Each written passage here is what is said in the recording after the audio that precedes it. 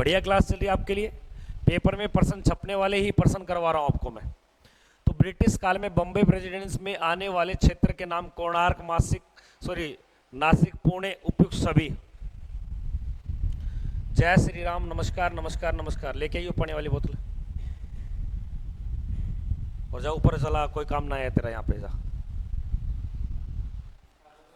हाँ, तो याद रखना आपके उपयुक्त सभी। कौन सा भैया? उपयुक्त सभी। बम्बई। अब बम्बई का आज प्राचीन नाम क्या है? मुंबई है। और मुंबई को भारत में क्या बोलते हैं? आर्थिक आर्थिक आर्थिक राजधानी। अगले प्रश्न को देखिए क्या देंगे। नेक्स्ट क्वेश्चन फटाफट से। बाल गंगाधर तिलक द्वारा प्रकाशित प्रमुख पत्रिका के नाम बताइए। बाल गंगाधर द्वारा चलाई गई पत्रिकाओं के नाम क्या है? पत्रिका यानी कि समाचार पत्र। बाल गंगाधर तिलक द्वारा चलाई गई पत्रिकाओं के नाम फटाफट से बताते चलेंगे। ऑफिशियल वर्मा बॉय जुड़े हमारे बीच में। जो बच्चे लाइव नहीं जुड़े उनको बताइए क्लास चालू हो चुका है। जय भोलेनाथ। अज्जू आर्मी लवर, एक बार सारे बच्चे स्टेटस लगा दो। कई बच्चों को पता नहीं कि सुबह 6 बजे क्लास होगा या नहीं होगा। क्लास मैंने चालू कर दी है आपके कहने पर। अगर आप साथ दोगे तो अवश्य क्लास चलेगा, नहीं तो नहीं चल पाएगा। सर कल का सवाल दोबारा करिए। कौन सा सवाल है?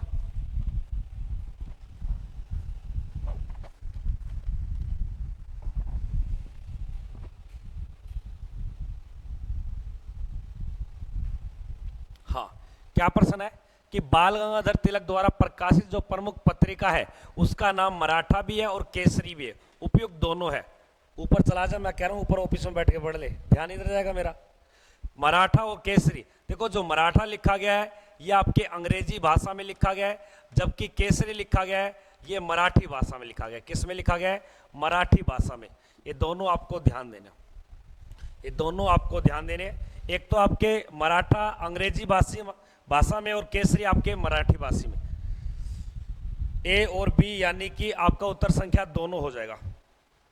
अगला देखिए, अगले प्रश्न में कहते स्वामी विवेकानंद द्वारा शिकागो धर्म सम्मेलन की यात्रा कब की थी? स्वामी विवेकानंद द्वारा शिकागो धर्म सम्मेलन की यात्रा कब की गई थी? वर्ष 1893, वर्ष 1889, 1890 या 1892? तो स्वामी विवेकानंद कौन था? तो याद रखना रामकृष्ण परमहंस का शिष्य था और उसके नाम पर स्वामी विवेकानंद ने कलकत्ता में रामकृष्ण मिशन की स्थापना की थी 1897 में। और इसी की जयंती पर प्रत्येक 12 जनवरी को, इसकी जयंती पर प्रत्येक 12 जनवरी को नेशनल यूथ डे बनाते हैं। क्या बनाते हैं? राष्ट्रीय युवा दिवस। और जो धर्म सम्मेलन हुआ था लाडले, वो ध्यान देना आपको 1893। उत्तर संख्या यहां पर ए ऑप्शन बिल्कुल राइट है। चीजों को लगाते चले, मैं आपके साथ खड़ा हूं। आपका एक ही फर्ज है बेटा, लाइक और शेयर करना है। आप ज्यादा से ज्यादा आप लाइक और शेयर करोगे तो और बच्चों का भला हो जाएगा जिनको पता नहीं है कि अपनी क्लास शुरू हो चुकी है। अगले प्रश्न को देखिए लाडले, बहुत ही शानदार प्रश्न कि राष्ट्रपति भवन का डिजाइन किसने बनाया? कई बार आपको वास्तु का डिजाइनर पूछ लेता है। राष्ट्रपति भवन का जो डिजाइन है वो किसके द्वारा? नॉर्मन फोस्टर, एडविन लुटियंस, आपके जहादा या फिलिपिन जॉनसन? टाइम से पढ़ जाया करो, टाइम से ना पढ़ो जो थारी हरकत ये है तेरी। तावड़ो सो जाए कर 100 कौन थे 5-5 बजे ताई।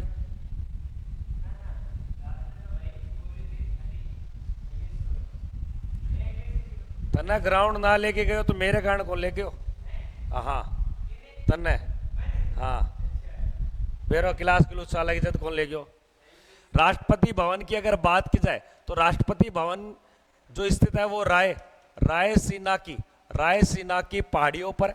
और रायसीना की जो पहाड़ियां हैं ये अरावली का हिस्सा है और ये कहाँ पड़ती है? आपके दिल्ली में पड़ती है। और इसका जो वास्तुकार है वो याद रखना एडविन लुटियन। और यही याद रखना आपके इंडिया गेट का। तो इंडिया गेट का डिजाइनर भी कौन है? एडविन लुटियन है। और जो हमारी पुरानी संसद भवन है उसका भी डिजाइनर कौन है? Edwin Lutyens. तीनों बातें बता दी। राष्ट्रपति का पूछे तब भी यही बताना है और पुरानी संसद का पूछे तो यही बताना है, और इंडिया गेट की बात करें तो यही बताना है। जबकि नई नई जो संसद है ना, नई संसद का जो वास्तुकार है वो विमल पटेल बताना है। विमल पान मसाला नहीं है, कभी खा जाओ। विमल यहां पर व्यक्ति का नाम है, विमल आपके पटेल है, विमल पटेल। अल हबीब तुम क्या करती, तुमको प्रश्न समझ में नहीं आती। आगे देखिए, ओ भाई हाथ जोड़ रहा है, चला जा बाहर यार। देखिए क्या देखे, वह मुगल शासक जिसका मूल नाम जहरुद्दीन मोहम्मद था, जहरुद्दीन मोहम्मद, वह मूल शासक जिसका नाम जहरुद्दीन मोहम्मद था। और आपको पता है मुगल साम्राज्य में टोटल आपके शासक कितने रहे? मुगल शासकों की संख्या पूछूं तो 18 बताने। यहां पर प्रश्न दिया गया जहरुद्दीन मोहम्मद किसके मूल शासक का नाम था। दोस्तों लाइक शेयर करेंगे जितने बच्चे लाइव जुड़े पड़े हैं, और स्टेटस लगा दो दोस्तों, सबको बता दो क्लास चालू है राकेश सर का ऑक्सफोर्ड के ऊपर, फटाफट से। तो मुगल शासक आपके 18 रहे हैं। 18 में से जो पहला शासक था उसका नाम है बाबर, और उसे ही कहा जाता आपके जहरुद्दीन मोहम्मद बाबर, यानी कि राइट उत्तर हो जाएगा बाबर। और बाबर को बोला गया मुगल वंश का संस्थापक। मुगल वंश का संस्थापक कौन भैया? बाबर। कल कॉलेज बंद हो जाएगा, तुम अपने घर को जाओगे, फिर एक लड़का एक लड़की से जुदा हो जाएगा, मिलने की वो कोशिश करेगा पर मिल नहीं पाएगा क्योंकि कॉलेज की छुट्टी हो गई है। हाँ, शानदार प्रश्न है लाडले, बस आपका इंतजार है, लगाते चले। बिल्कुल बिल्कुल। अगले प्रश्न में देखिए क्या दिए गए कि वह मुगल शासक बाबर ने के भारत आक्रमण 1519-18 के समय विजयनगर और कर्नाटक साम्राज्य किस राजवंश का अधिकार होता था? इसके ऊपर कौन सा राजवंश का अधिकार था लाडले?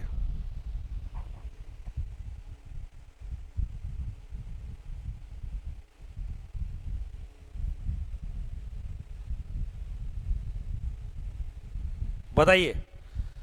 जब विजयनगर की स्थापना की गई थी 1336 में, तब इसे विजयनगर ना बोलकर इसे कहा जाता था आपके संगम वंश। क्या बोलते थे भैया?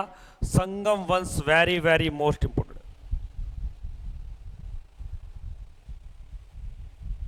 अगले प्रश्न को देखिए लाडले, फटाफट से क्या देगा नेक्स्ट प्रश्न कि अजमेर की स्थापना किस राज वंश या राज शासक के द्वारा की गई? अजमेर, और अजमेर कहां पड़ता है सर? राजस्थान में। और अजमेर की एक जगह फेमस है पुष्कर। क्या फेमस है? पुष्कर। और पुष्कर में भरता है भैया बहुत बड़ा ऊंट का मेला। तो ऊंट का मेला कहां भरता है? पुष्कर। हाँ,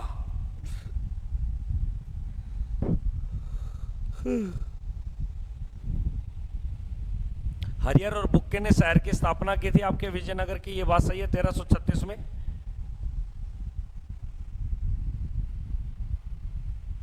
सी बता रहे। तो अजमेर वंश की स्थापना याद रखना आपके चौहान वंश के अजय या अर्णो राज के द्वारा की जाती है। उत्तर संख्या यहां पर 2 बनेगा। अरे चंदेल वंश ने तो खजुराहो के मंदिर चलाए हैं। खजुराहो के मंदिरों का निर्माण किया मध्य प्रदेश में, ठीक है। और भाटी वंश के द्वारा जैसलमेर की स्थापना की है भाटी वंश के द्वारा। अगले प्रश्न को देखिए क्या दिए गए। वर्ष 1914 में शिमला समझौता के समय मैकमोहन लाइन का संबंध तिब्बत के साथ किस भारतीय राज्य से किया गया? मेरे बुखार आ रखी है। आ जाते नु छाती कहला लूं, आ जाते नु छाती कहला लूं, तने गल का ताबीज बना लूं, तने छाती कहला लूं। फटाफट से भाई सारे एक बार बालक शेयर कर दो भाई एक बार।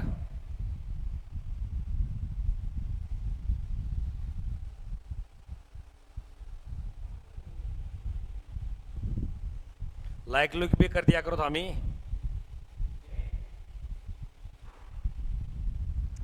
हाँ, हिमाचल प्रदेश। तो याद रखना जो ये शिमला समझौता हुआ था आपके हिमाचल प्रदेश के अंदर, तो यहाँ का राइट उत्तर हो जाएगा ए ऑप्शन नहीं होगा बेटा। ये पूछ रहा है कि मैकमोहन लाइन ये एक आपके मेकमोन रेखा है, इस साइड पड़ता है आपके तिब्बत, क्या पड़ता है, तिब्बत, और इस साइड पड़ता है आपके अरुणाचल प्रदेश। और इन दोनों के बीच के जो एक इंटरनेशनल बाउंड्री बन चुकी है, उस पॉलिटिकल बाउंड्री का नाम है मेकमोन लाइन, जो भारत और पाकिस्तान नहीं, भारत और चीन के बीच में खींची गई है। तो यहाँ का जो राइट उत्तर होगा वह अरुणाचल प्रदेश। शिमला के अंदर, शिमला की राजधानी आपके हिमाचल प्रदेश की राजधानी शिमला है, और शिमला के अंदर सन 1972 में शिमला समझौता किया गया था, वो अलग बात है लाडले। अगले प्रश्न को देखिए क्या दिया फटाफट से, कि संसद के संयुक्त सत्र की अध्यक्षता कौन करता है। संसद का संयुक्त सत्र का मतलब है संयुक्त बैठक में जिसमें लोकसभा और प्लस में राज्यसभा दोनों को एक साथ बैठना पड़ेगा। तो संयुक्त सत्र की अध्यक्षता किसके द्वारा की जाती है, और संयुक्त सत्र का प्रावधान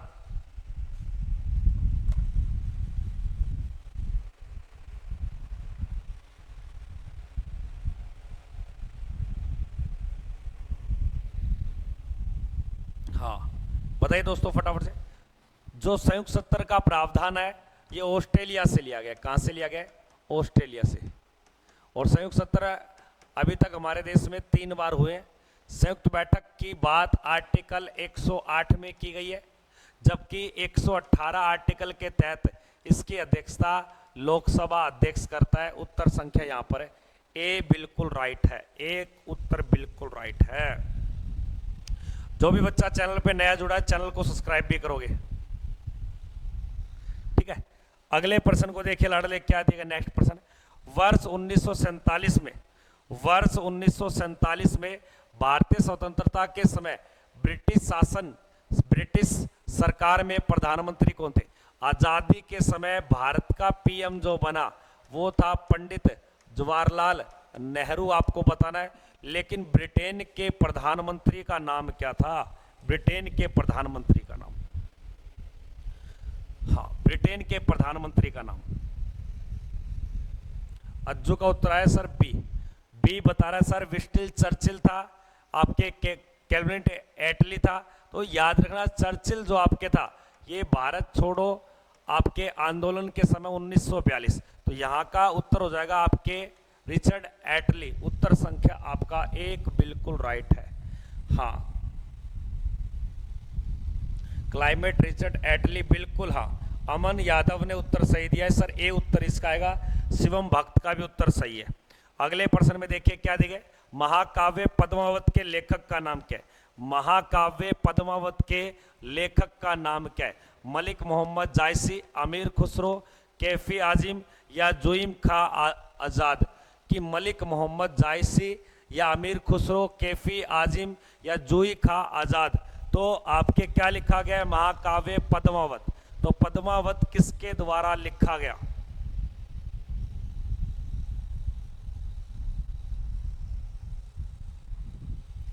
पद्मावत की जो रचना की गई है लाडले वो याद रखना मलिक मोहम्मद जायसी।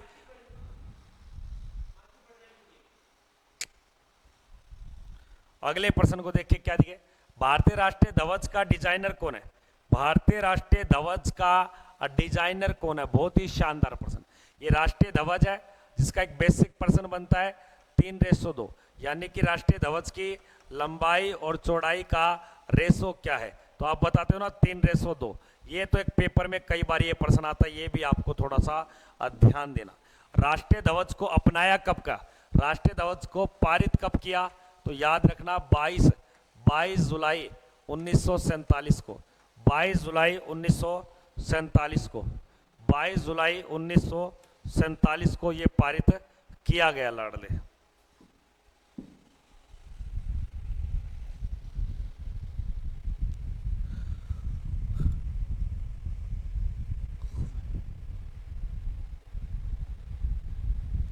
बी उत्तर बता रहे पिघली वेंकैया, बिल्कुल राइट उत्तर हो जाएगा बी आपका पिघली वेंकैया।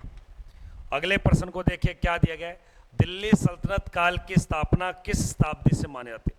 दिल्ली सल्तनत काल वही दिल्ली सल्तनत काल है जिसके अंदर सबसे पहले आया था आपके गुलाम वंश, और सबसे अंत में आता है आपके लोधी वंश,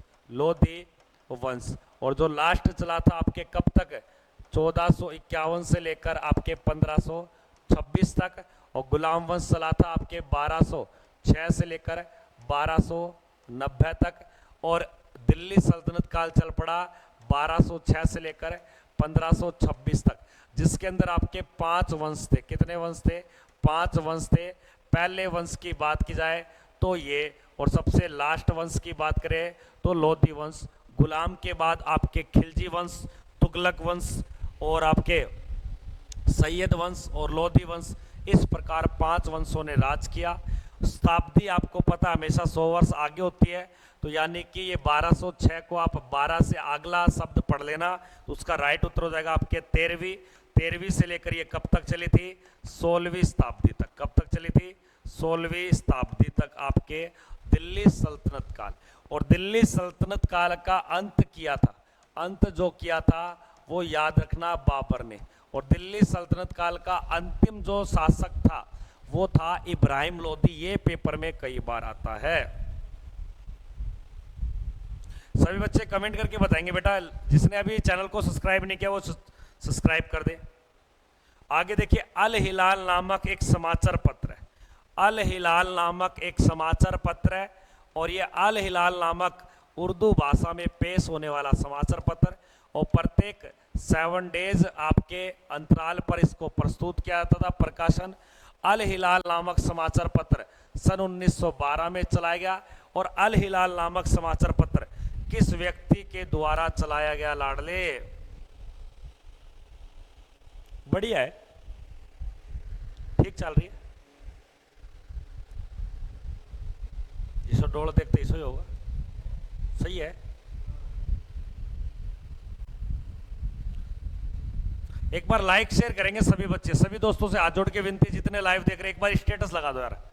कईयों को पता नहीं है क्लास चालू हो गई है, कई अभी तक ये सोच रहे हैं कि क्लास तो सर की लेट ही होती है। हाँ, तो यहां पर राइट उत्तर हो जाएगा आपके देश के पहले शिक्षा मंत्री मौलाना अबुल कलाम आजाद।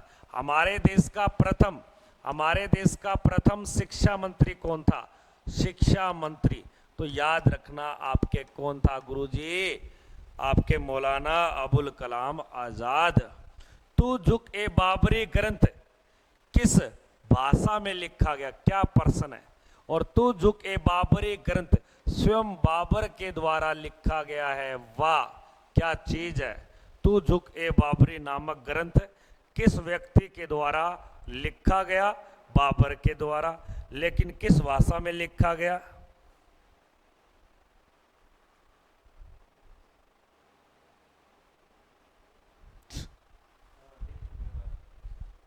तू झुक ए बाबरी, हाँ बढ़िया है।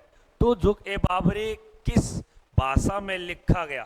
तो तू झुक ए बाबरी जो ग्रंथ लिखा गया लाडले, वो याद रखना बेटा आपके तुर्की भाषा में लिखा गया। किस में लिखा गया? तुर्की में। लेकिन तू झुक ए बाबरी का जो फारसी में अनुवाद किया है, फारसी में अनुवाद, तो ये अनुवाद याद रख लेना आपके किसके द्वारा? अब्दुल रहीम खाना के द्वारा इसका फारसी में अनुवाद किया। जबकि बाबर ने तुर्की भाषा में लिखा है। लेकिन याद रखना बाबर किस वंश का हो गया? मुगल वंश। और मुगल वंश की दरबारी भाषा कई बार आती है। दरबारी भाषा का नाम क्या है? तब आप बताते हो इसकी दरबारी भाषा भी गुरुजी क्या है? फारसी है। इसलिए फारसी में समझाने के लिए अलग से व्यक्ति आ गया। वाह, शाबाश शेरो, बहुत शानदार सेशन। लाइक शेयर करते चले, सभी को बता दो क्लास चालू हुई 20+। अनहैप्पी इंडिया, दुखी भारत नामक आपके पुस्तक किसके द्वारा लिखी गई है? अनहैप्पी इंडिया, दुखी भारत नामक। लाइक शेयर कर दो भाई एक बार, सभी बच्चे लाइक शेयर भाई, जितने भी लाइव है लाइक करेंगे एक बार। दुखी भारत, अनहैप्पी इंडिया, लाला लाजपत राय, लाल कृष्ण आडवाणी, महादेवी वर्मा, ज्योतिबा फुल्ले, लाल कृष्ण आडवाणी, महादेवी वर्मा। और देखो ज्योतिबा फुल्ले के द्वारा पुस्तक लिखी गई है गुलामगिरी। क्या लिखी गई है? गुलामगिरी। जबकि महादेवी वर्मा के द्वारा पुस्तक लिखी गई है यामा पुस्तक। क्या लिखी गई है? यामा पुस्तक। और लाल कृष्ण आडवाणी के द्वारा पुस्तक लिखी गई है my my country my country my life, my country my life. और दुखी भारत नामक पुस्तक लिखी गई है जिसे क्या बोलते हैं? पंजाब केसरी, यानी कि शेरे Punjab Lala Lajpat Rai. Very good very good. जिस भाई साहब ने पहला उत्तर दिया है बिल्कुल सही है उसका। अगले प्रश्न पे बढ़ते हैं। अगले प्रश्न पे क्या दिया गया? प्रसिद्ध पुस्तक गुलामगिरी की रचना किस व्यक्ति के द्वारा? देखो यहां पर प्रश्न इसका कई बार आता है। चेतन भगत ने पुस्तक लिखी है हाफ हाफ गर्ल गर्लफ्रेंड। तो हाफ जो गर्लफ्रेंड है वो किसकी पुस्तक है? चेतन भगत की। India India India positive India positive पुस्तक भी किसकी है? चेतन भगत की। और खुशवंत सिंह की पुस्तक का नाम आता है ट्रेन टू पाकिस्तान। और ज्योतिबा फुल्ले के द्वारा लिखी गई किताब का नाम क्या है? गुलामगिरी। उत्तर संख्या यहां बन जाएगा आपका दूसरा। शाबाश मेरे सिरो, शाबाश।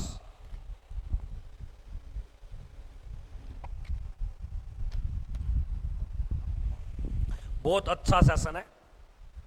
अगले प्रश्न को देखिए क्या दिए। महात्मा गांधी ने महात्मा गांधी के द्वारा साबरमती एक आश्रम है जो दक्षिण अफ्रीका के लौटते ही गुजरात आपके अहमदाबाद में साबरमती आश्रम का निर्माण करवाएगा, जिसे अटल आश्रम के नाम से जाना जाता है। लाडले, साबरमती आश्रम की स्थापना किस व्यक्ति के द्वारा? महात्मा गांधी। और साबरमती आश्रम का कब बनाया गया था? आपके 1917। अगर ऑप्शन में दे रखा हो तो 17 करोगे, नहीं तो आप किसको सही करोगे? 1916 को। उत्तर संख्या पहला बिल्कुल राइट है। जबकि याद रखना 1922 में असहयोग आंदोलन को क्या कर दिया था? रोक दिया था, यानी कि वापिस ले लिया था। और 1906 के अंदर मुस्लिम लीग की क्या की गई थी? स्थापना की गई थी 1906 में। और 1912 की कोई विशेष घटना सर, 1912 में अल हिलाल नामक एक पत्रिका निकाली गई थी, पत्रिका। और ये पत्रिका किसने निकाली थी? खान अब्दुल गफार, जो देश के पहले शिक्षा मंत्री थे। अगले प्रश्न को देखिए लाडले, क्या दिया गया? नेक्स्ट प्रश्न, गांधी इरविन समझौता किस वर्ष हुआ था? गांधी इरविन समझौता किस वर्ष होता है लाडले? बहुत ही शानदार प्रश्न है। गांधी इरविन समझौता जो महात्मा गांधी और उस समय आपके वायसराय लॉर्ड इरविन की अध्यक्षता में यह समझौता किया गया। और कहां पर किया गया था? तो लॉर्ड इरविन और गांधी जी के बीच जो समझौता होता है यह सन 1931 में होता है। और इसी 1931 में दूसरा गोलमेज सम्मेलन भी किया गया था। यह भी आपको ध्यान देना है। बिल्कुल बिल्कुल बिल्कुल। अगले प्रश्न को देखिए क्या दिया गया है। महात्मा गांधी को सर्वप्रथम राष्ट्रपिता की उपाधि किसने दी थी?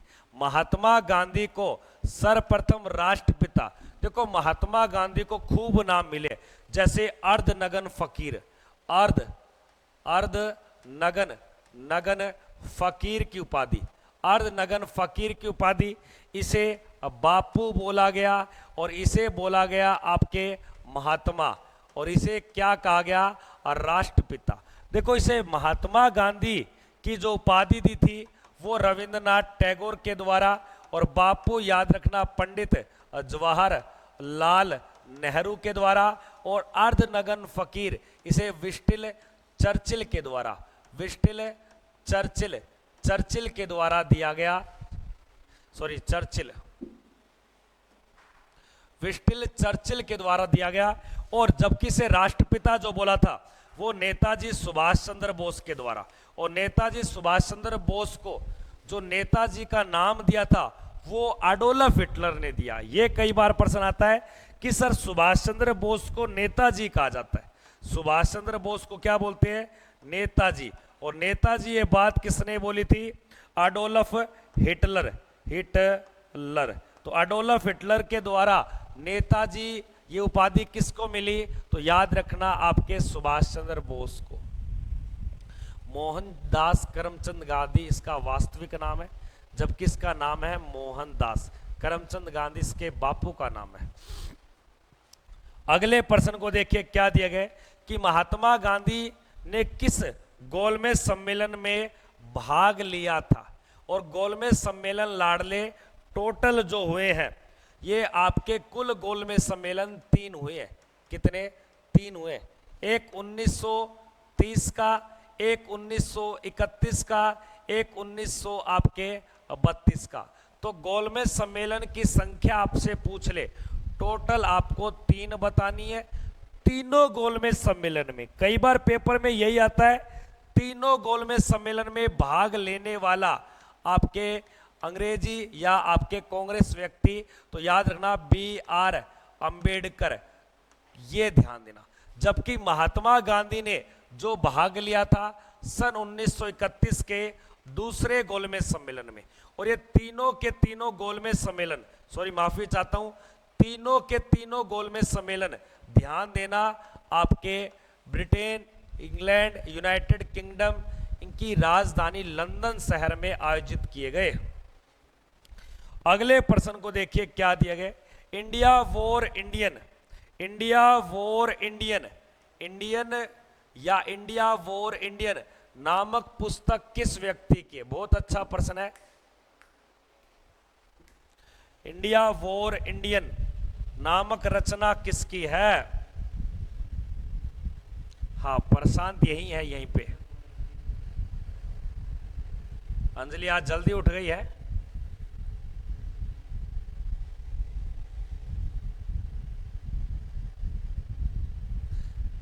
चित्तरंजन दास की, बिल्कुल चित्तरंजन दास के द्वारा ये पुस्तक की रचना की है। और चित्तरंजन दास ने सन 1923 में आपके स्वराज पार्टी की स्थापना भी की है। तो स्वराज पार्टी आपके चित्तरंजन दास के द्वारा। अज्जू का उत्तर बिल्कुल ठीक है। ऑफिशियल वर्मा बॉय बिल्कुल ठीक है। बहुत अच्छे बच्चे मेरे साथ आज पढ़ाई में लगे हुए हैं, मुझे खुशी है कि आप क्लास में जुड़े हो। अगले प्रश्न को देखिए क्या दिया गया। नेक्स्ट प्रश्न, स्वराज पार्टी की स्थापना कहां पर की गई? देखो, स्वराज पार्टी की स्थापना याद रखना 1 जनवरी 1923 को हुई थी, जिसकी स्थापना में चित्तरंजन दास और मोतीलाल नेहरू का योगदान है। और ध्यान देना, ये नई दिल्ली, मथुरा, लखनऊ, इलाहाबाद, तो इसकी स्थापना की जाती है आपके इलाहाबाद के अंदर। कहाँ की जाती है? इलाहाबाद। ऑप्शन संख्या आपके डी सही हो जाएगा, इलाहाबाद।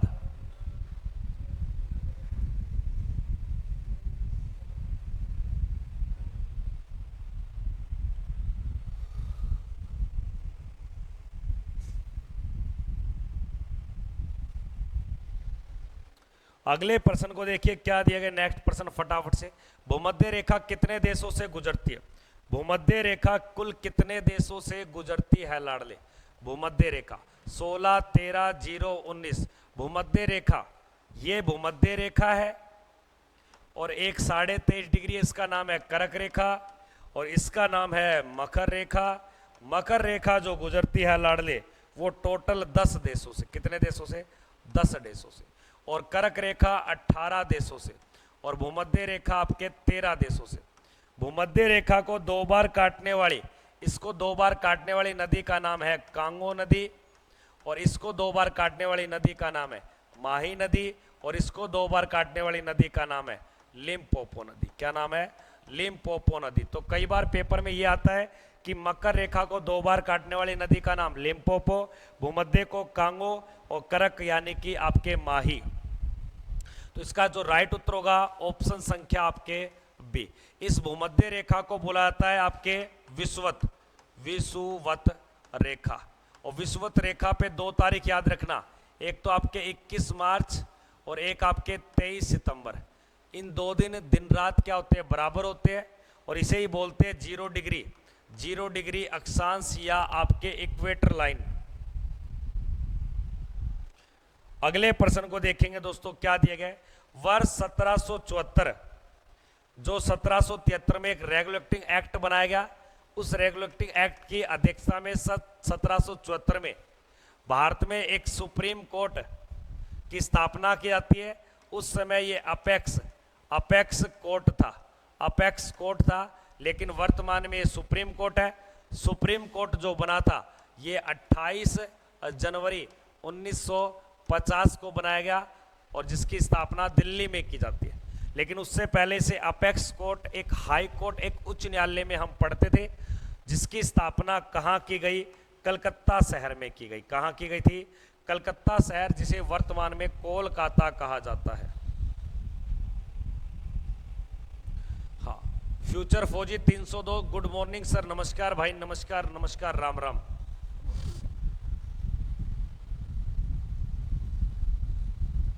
अगले प्रश्न को देखता हूं लाडले में क्या दिया गया। नेक्स्ट प्रश्न कि श्री मरुदेश्वर स्वामी मंदिर किस राज्य में पड़ता है।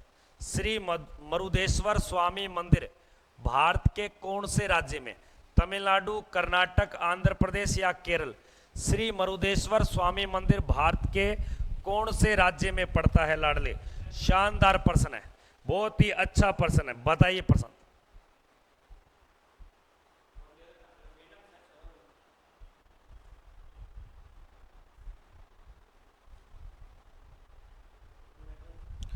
श्री मरुदेश्वर स्वामी मंदिर भारत के किस राज्य में पड़ता है।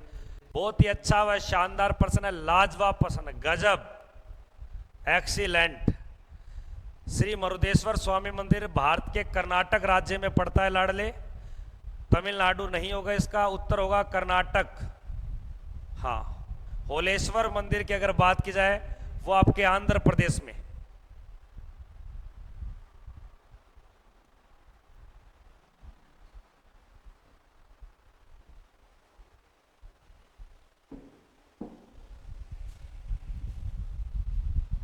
हाँ, तो इसका राइट उत्तर होगा बेटा कर्नाटक। आपको ध्यान देना, और कर्नाटक में एक हम्पी के रथ भी पड़ते हैं जो 50 रुपए के नोट पे। अगले प्रश्न को देखिए, आजाद हिंद फौज की स्थापना। वाह क्या प्रश्न है। यहां एक आजाद हिंद फौज है, लेकिन एक आजाद हिंद सरकार भी मिलेगी। आजाद हिंद सरकार भी है लाडले, और आजाद हिंद फौज भी है, दोनों बातें अलग अलग है।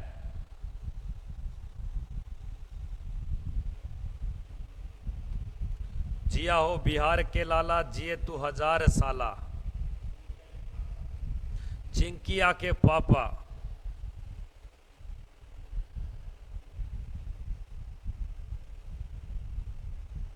कल कॉलेज बंद हो जाएगा, तुम अपने घर को जाओगे। बिल्कुल बिल्कुल गुरुजी, कल कॉलेज बंद हो जाएगा।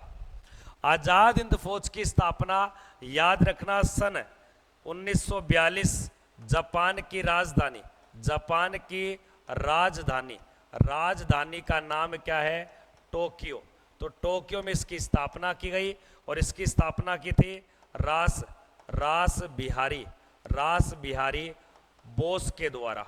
जबकि आजाद हिंद सरकार की स्थापना 1943 में सिंगापुर के अंदर की गई, और सुभाष चंद्र बोस के द्वारा इसकी नेम रखी जाती है। अगले प्रश्न को देखोगे क्या दिया गया। नेक्स्ट प्रश्न है कि संयुक्त राष्ट्र संघ सुरक्षा परिषद के स्थायी या अस्थायी देशों का कार्यकाल। संयुक्त संघ सुरक्षा परिषद एक आपके अंग है, जिसे दुनिया का पुलिस मैन बोलते हैं। तो दुनिया का पुलिस मैन कहा जाता है सुरक्षा परिषद। और सुरक्षा परिषद में दो प्रकार के सदस्य काम करते हैं। एक को बोलते हैं स्थायी मेंबर, और दूसरे को बोलते हैं अस्थायी मेंबर 5 है, जबकि अस्थायी मेंबर आपके 10 है, लेकिन स्थायी मेंबर 5 है। और टोटल मेंबर की संख्या कितनी है, 15। और प्रत्येक 2 वर्ष के लिए अस्थायी सदस्य चुने जाते हैं, 2 साल के लिए।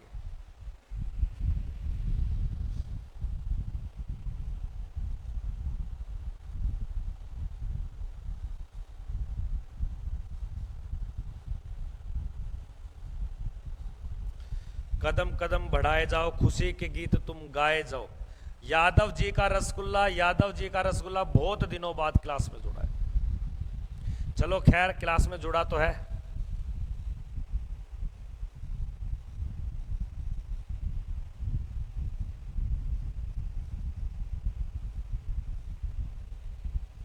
मुझे लगा था भूल गए अपने स्टूडियो को।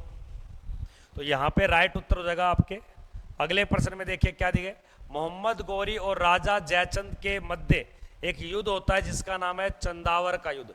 और चंदावर के युद्ध में मोहम्मद गौरी जीत जाता है, जयचंद गढ़वाल हार जाता है। जयचंद गढ़वाल हार जाता है लाडले।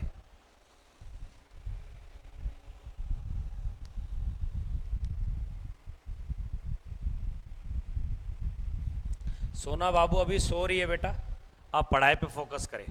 तो मोहम्मद गौरी और जयचंद के मध्य चंदावर का जो युद्ध हुआ था, ये 1100 आपके 94 के अंदर। उत्तर संख्या यहां पर बी बिल्कुल राइट हो जाएगा।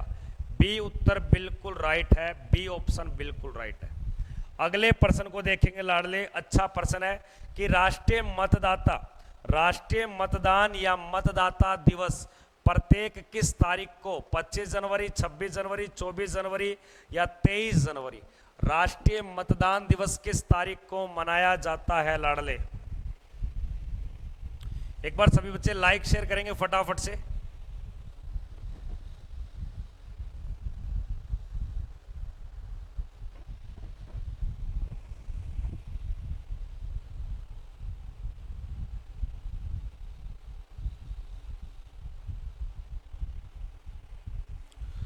हाँ, 25 जनवरी को, बिल्कुल 25 जनवरी को राष्ट्रीय राष्ट्रीय पर्यटन दिवस भी बनाते, ये भी ध्यान देना। जबकि 26 जनवरी को आपके गणतंत्र दिवस मनाया जाता है। और दूसरी बात, 24 जनवरी को याद रखना आपके राष्ट्रीय बालिका दिवस बनाते हैं। और 23 जनवरी को बनाते हैं पराक्रम दिवस। पराक्रम दिवस किसकी जयंती पर है? तो याद रखना सुभाष चंद्र बोस की जयंती पर यह दिवस मनाया जाता है 23 जनवरी को। तो सारी बातें मैंने यहां लिख दी है, याद रख लेना बस। अगले प्रश्न को देखिए क्या दिए, ज्ञानपीठ पुरस्कार पाने वाले पहले व्यक्ति का नाम क्या है? तो ज्ञानपीठ जो पुरस्कार है जिसमें नगद राशि मिलती है आपके 11 लाख रुपए, और साहित्य क्षेत्र का सबसे बड़ा पुरस्कार है, साहित्य का सर्वोच्च पुरस्कार है ज्ञानपीठ। यह आपको ध्यान देना, जिसकी नींव 1961 में नींव रखी गई थी, यानी कि स्थापना, और 1965 में ये सबसे पहले दिया गया था। इसका क्या किया गया, वितरण किया गया 1965 में लाडले, आशा पूर्णा को। तो यानी कि ज्ञानपीठ पुरस्कार सबसे पहले जो मिला था, अगर महिला की बात बोले, अगर महिला पूछे तब तो आप बता सकते हो आशा देवी पूर्णा को, लेकिन यहाँ महिला वगैरह कुछ नहीं पूछा, सीधा व्यक्ति पूछा है जिसने मलयालम भाषा में नोबल लिखने का कार्य किया था, और जी शंकर कुरुप को यह दिया गया था, गोविंद शंकर कुरुप। उत्तर इसका बनेगा, उत्तर संख्या 3 इसका राइट है। अगले प्रश्न में देखिए लाडले क्या दिए गए कि प्रथम पनडुब्बी यानी कि नौसेना की पहली पनडुब्बी का नाम बताइए क्या था? नौसेना यानी कि नेवी की बात कराए तो नेवी की पनडुब्बी का नाम बताना है दोस्तों। बिल्कुल, मैं भी कैसी बात कर रहा हूँ, एयरफोर्स में तो पनडुब्बी होगी नहीं, पनडुब्बी भी तो जलीय क्षेत्र सेना में होती है, यानी कि नेवी में होती है। तो लगाइए दोस्तों फटाफट से।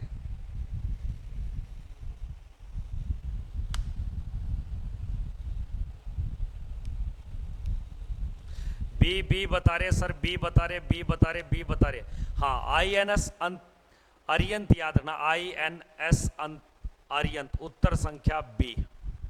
अगले प्रश्न को देखिए क्या दिए, भारत रत्न से सम्मानित पहले विदेशी व्यक्ति का नाम बताइए। भारत रत्न से सम्मानित पहले विदेशी व्यक्ति का नाम बताइए।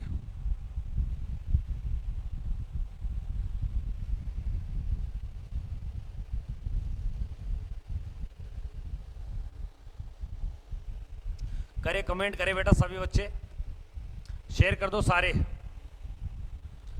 क्या दिया गया है कि भारत रत्न से सम्मानित पहले व्यक्ति का जो नाम है वो याद रखना, खान अब्दुल गफार विदेशी व्यक्ति, जिसे 1987 में जो पाक के व्यक्ति हैं, लेकिन नेल्सन मंडेला दूसरे विदेशी हैं, दूसरे विदेशी जिन्हें 1990 में मिला था, और ये दक्षिण अफ्रीका के व्यक्ति हैं।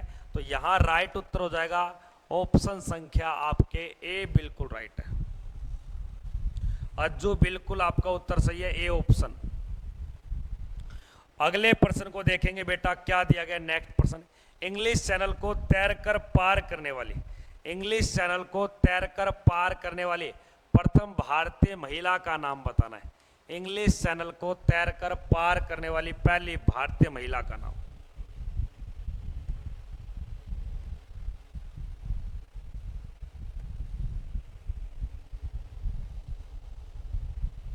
इंग्लिश चैनल को तैरकर पार करने वाली पहली भारतीय महिला की बजाय आपसे पुरुष पूछ सकता है, पुरुष। तो पुरुष याद रखना आपके मिहिर सेन बताओगे। जबकि महिला की अगर बात की जाए तो महिला याद रखना आरती शाह, महिला याद रखना आरती शाह। यार तू दिमाग तो खराब कर, पानी लिया थोड़ा सा,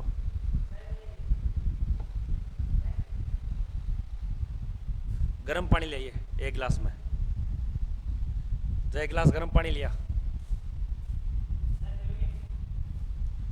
सवेरे सवेरे दिमाग खराब ना करो, एक आधे दो दूंगा मैं यार लागू मित्रों ने बकरी छोड़ देने।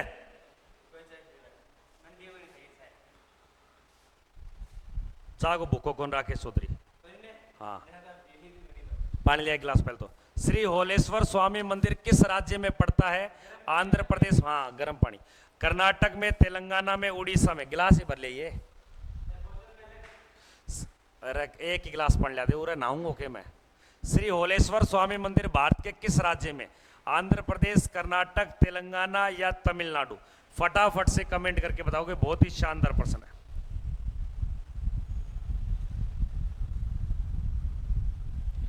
श्री होलेश्वर स्वामी मंदिर,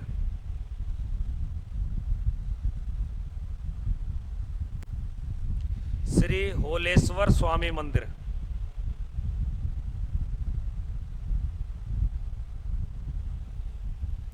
कर्नाटका बता रहे हैं सर, कर्नाटका। बिल्कुल कर्नाटक राइट हो जाएगा इसका। अगले प्रश्न को देखिए, क्या दिया गया है कि हैदराबाद का जुड़वा नगर किसे कहा जाता है? हैदराबाद का जुड़वा नगर किसे कहा गया है? ये तो किसी का गलत नहीं होना चाहिए भाई।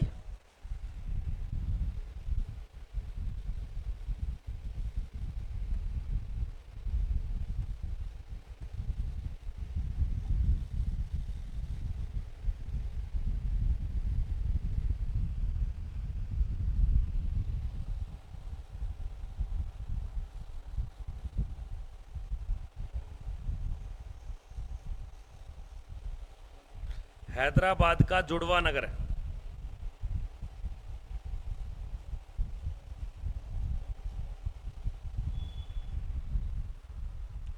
हैदराबाद का जो जुड़वा नगर है लाडले, वो सिकंदराबाद को कहा जाता है। अगले प्रश्न को देखिए, किस पड़ोसी देश से भारत की सबसे लंबी सीमा लगी है? वह कौन सा पड़ोसी देश है जिसके साथ भारत की सबसे लंबी स्थलीय सीमा लगती है? स्थलीय सीमा लगती है लाडले। सबसे लंबी स्थलीय सीमा किस देश के साथ लगी है भारत की?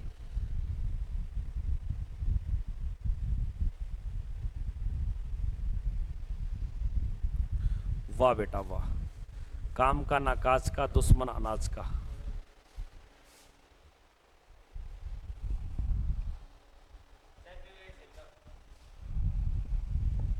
यार दिमाग खराब, बच्चा लिया ऊपर जाके तो उल्टी बात क्यों करे यार? समझ में झाड़ आवे कदी कदा तो थाप मारू तेरे एक। पड़ोसी देश भारत की सबसे लंबी स्थलीय सीमा की, उसका नाम क्या है? चीन, पाकिस्तान, नेपाल, बांग्लादेश। तो सबसे लंबी आपके पड़ोसी देश है बांग्लादेश की, 4096 किलोमीटर। आपको ध्यान देना है, 4096। नेपाल के साथ 1751 लगती है, पाकिस्तान के साथ 3323 किलोमीटर की, चीन के साथ 3488 किलोमीटर की सीमा लगती है, 7 देशों से लगती है। सबसे कम अफगानिस्तान 106 किलोमीटर की सीमा। उत्तर संख्या यहां पर बांग्लादेश हो जाएगा। अगले प्रश्न को देखिए क्या दिखे। खेलों के सबसे बड़े आयोजन ओलंपिक की शुरुआत, आयोजन ओलंपिक की शुरुआत यूनान में होती है 1896, 66, 10 और 46 में। ओलंपिक खेल आधुनिक ओलंपिक है, जबकि प्राचीन ओलंपिक खेल की शुरुआत पूछे तो 776 आपके बीसी के अंदर। तो ऊपर ले अच्छा तो राहुल आयो ऊपर ले के तेरी उर लिया जा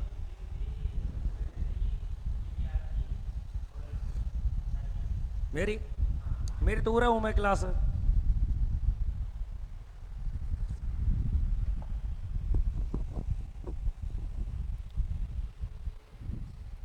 हाँ, ए ऑप्शन 1896 में। और 2024 के ओलंपिक खेल कहाँ होंगे दोस्तों? पेरिस में। ये जल्द आपको देखने को मिलेंगे। अगले प्रश्न को देखना क्या देगा। क्षेत्रफल की दृष्टि से भारत का सबसे छोटा स्टेट क्या है? इससे सिंपल प्रश्न है, इससे सिंपल क्वेश्चन कोई हो भी नहीं सकता, इससे सिंपल प्रश्न नहीं हो सकता आज की क्लास का।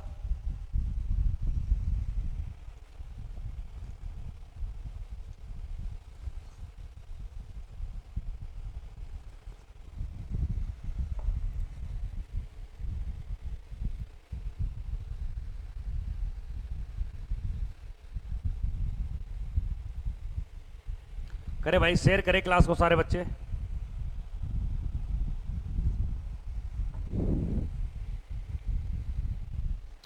क्या दिया? क्षेत्रफल की दृष्टि से भारत का सबसे छोटा जो राज्य है वो गोवा राज्य है, जो 3702 वर्ग किलोमीटर में पड़ा हुआ है। जबकि सिक्किम की बात करें तो ये जनसंख्या के अनुसार छोटा बोल सकते हो, छोटा। और अरुणाचल प्रदेश बोलोगे डेंसिटी, जन घनत्व में यानी कि कम, तो पूछ लेगा 17 व्यक्ति। और नागालैंड को बोलोगे आपके जनसंख्या वृद्धि दर सबसे कम किसकी रही है? नागालैंड की 0.67%। ये सारे छोटे जरूर है, लेकिन इनका जो देखने का नजरिया है, वो सेंस है, वो अलग अलग है। हर के अलग अलग पर्सन है बेटा, ठीक है। तो गोवा तो एरिया में छोटा है, जबकि सिक्किम जनसंख्या में, अरुणाचल प्रदेश जनघनत्व में, और आपके नागालैंड जनसंख्या वृद्धि दर में। अगले प्रश्न को देखिए। वह धातु जिसका प्रयोग मानव द्वारा सर्वप्रथम किया गया। तो मानव द्वारा जो सर्वप्रथम किया गया उस धातु का नाम क्या है?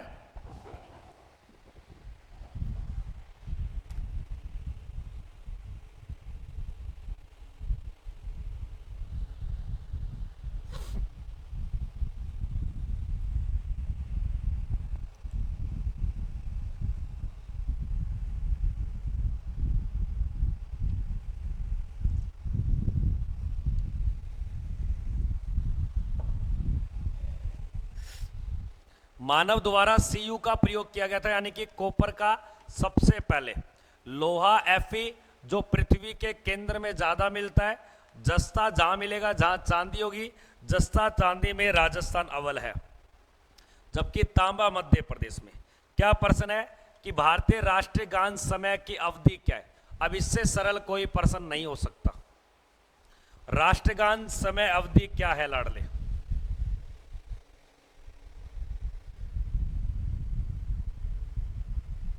न्यू तेरी जीप चर चर चर चर चल है, कोई चीज लेने वाली जगह कौन चल है? क्यों? वाई दिस कोलावेरी, ऐसा क्यों है तू रे जमुरे?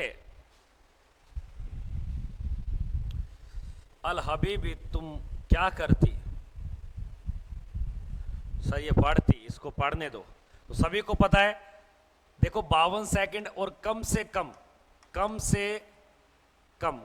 कम की अगर बात करें तो आपके 20 सेकंड है, तो 20 सेकंड। तो यहां राइट उत्तर हो जाएगा आपके 52 सेकंड। अगले प्रश्न को देखिए क्या देंगे। भारत के राष्ट्रीय ध्वज की लंबाई और चौड़ाई, सिंपल प्रश्न है, राष्ट्रीय ध्वज की लंबाई और चौड़ाई कितनी है? व्हाइट वाला, हाँ वही तो समझ में नहीं आ रहा है। रात मैंने ये पेन नहीं, कोई नोटबुक के अंदर होगा ऊपर, हाँ ऊपर ही ऊपर पड़ा है। My living room. और अनारकली के बॉयफ्रेंड कैसा है? राष्ट्रीय ध्वज लंबाई और चौड़ाई, तो लंबाई 3:2, उत्तर संख्या आपके दूसरा। राष्ट्रीय ध्वज का वास्तुकार, वास्तुकार का नाम बताओ, वास्तुकार कौन है? राष्ट्रीय ध्वज का वास्तुकार,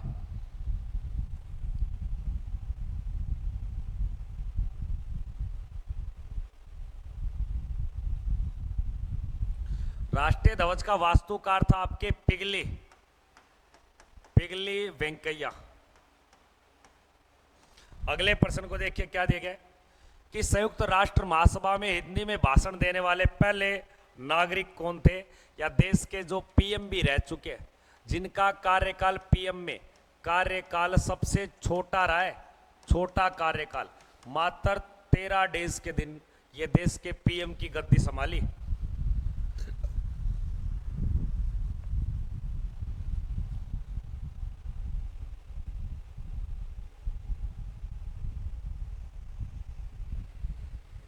खूब लड़ी मर्दानी थी, झांसी वाली रानी थी।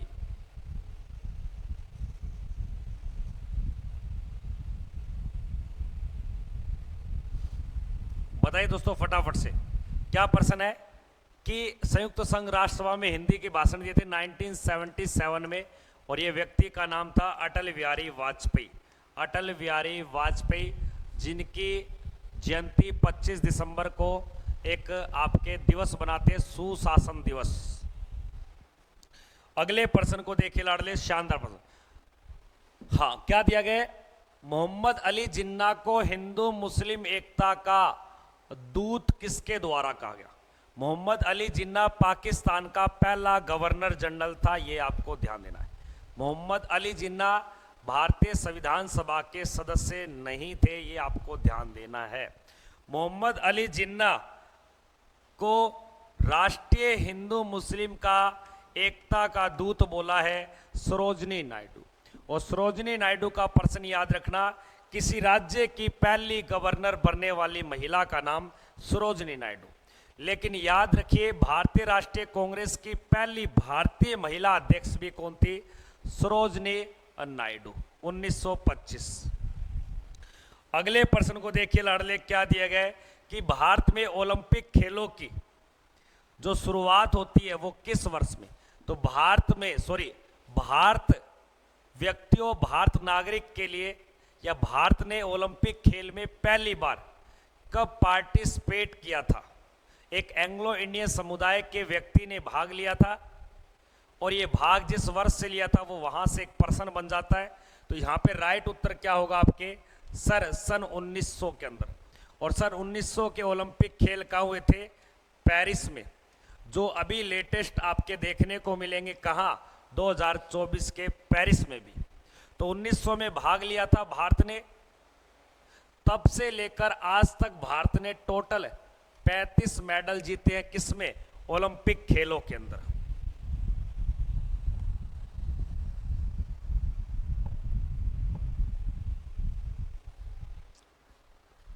जिए तू बिहार के लाला। वेदों की ओर लौटो ये नारा किस व्यक्ति के द्वारा? वेदों की ओर लौटो ये नारा किस व्यक्ति के द्वारा दिया गया था? जिस व्यक्ति ने आर्य समाज की क्या की थी? स्थापना की थी। ये तेरी ड्यूटी है, है?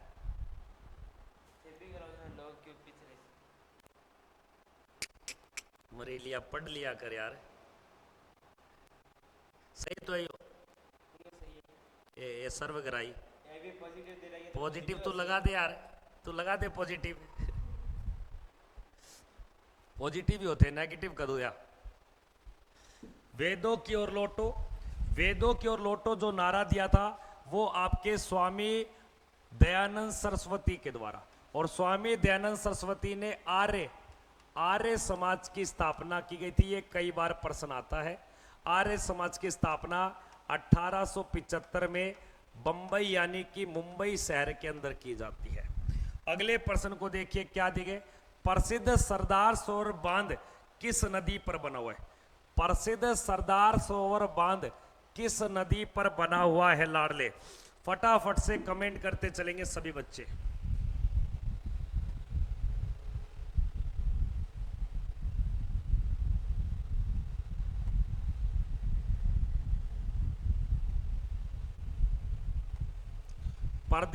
प्रसिद्ध सरदार सरोवर जो बांध है, ये याद रखोगे नर्मदा नदी गुजरात पे है।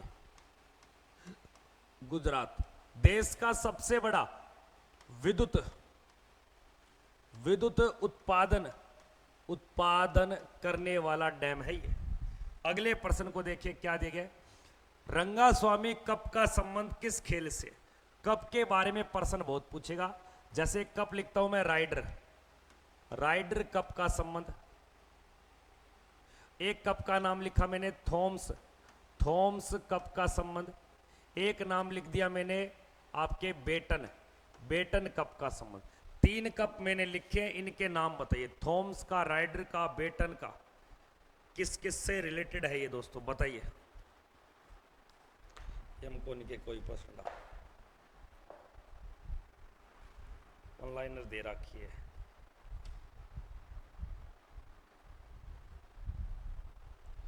सुपर फास्ट रैपिड क्लास हो सके 10 मिनट की वन लाइनर में। हाँ बताइए दोस्तों फटाफट से। हॉकी सर, बेटन कप की बात करें तो हॉकी बताना है, और थॉम्स कप की बात करें तो बैडमिंटन बताना है, और राइडर कप की बात करें तो गोल्फ बताना है। जबकि रंगास्वामी कप किससे जुड़ा हुआ है? आपके हॉकी से। उत्तर संख्या आपका बी बिल्कुल राइट है। अगले प्रश्न को देखिए। भारत का क्षेत्रफल विश्व के क्षेत्रफल का कितना प्रतिशत है? भारत का क्षेत्रफल विश्व के क्षेत्रफल का कितना प्रतिशत योगदान रखता है लाडले? अच्छा प्रश्न है, लगाते चले, मजेदार प्रश्न है।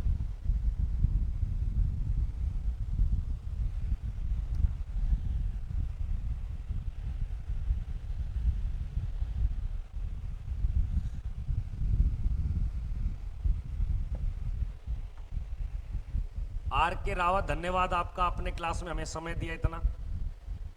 Very very most beautifully your time. C उत्तर बता रहे। तो विश्व के स्थल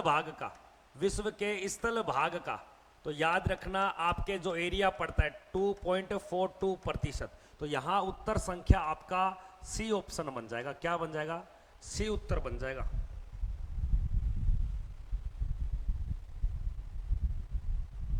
जिंदगी मौत ना बन जाए, संभालने मुझको यारो। इधर देखिए क्या दिए। केंद्रीय गन्ना अनुसंधान केंद्र कहां पड़ता है? केंद्रीय गन्ना अनुसंधान केंद्र कहां पड़ता है? वाराणसी, कोयंबटूर, रुड़की या बेंगलुरु में? केंद्रीय गन्ना अनुसंधान केंद्र भारत के कौन से राज्य में पड़ता है? केंद्रीय गन्ना अनुसंधान केंद्र रुड़की में, आपके देहरादून में कहां पड़ता है? हाँ बेटा। और अंजलि के बाबू सोना क्या करता रहता? काम का ना काज का, दुश्मन अनाज का। ठीक है, तूने गाना सुना है कल कॉलेज बंद हो जाएगा, तुम अपने घर को जाओगे। इधर आ जा। केंद्रीय गन्ना अनुसंधान संस्थान जो पड़ते हैं लाडले, वो आपको याद रखना कोयंबटूर तमिलनाडु। कोयंबटूर तमिलनाडु। और इस कोयंबटूर तमिलनाडु को ही बोलते हैं दक्षिण भारत का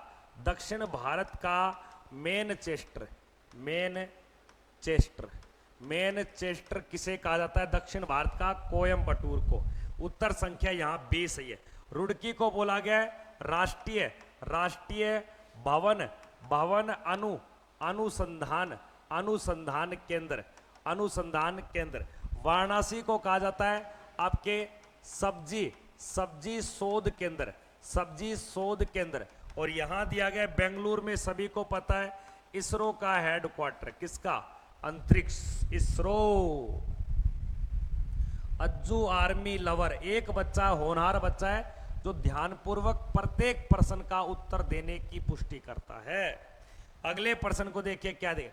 दक्षिण भारत की सबसे ऊंची चोटी यानी कि प्रायद्वीपीय, इस प्रायद्वीपीय भारत में सबसे ऊंची चोटी यहां पड़ती है और एक चोटी यहां पड़ती है लाडले। एक चोटी का तो नाम है आपके अन्नाईमुड़ी और दूसरी का नाम है डोडा बेटा। डोडा बेटा आपके तमिलनाडु में है, जो दक्षिण भारत की दूसरी सबसे ऊंची है, जबकि जो पहली ऊंची है उसका नाम है अन्नाईमुड़ी, जो 2695 मीटर हाइट लेकर खड़ी हुई है। कहाँ? केरल राज्य में, जो अन्नामलाई की पहाड़ियों पर है, जो अन्नामलाई की पहाड़ियों पर है। अरे काम कर ले, तेरे मारूंगा मैं 8-10। अब कर लेगा ना काम?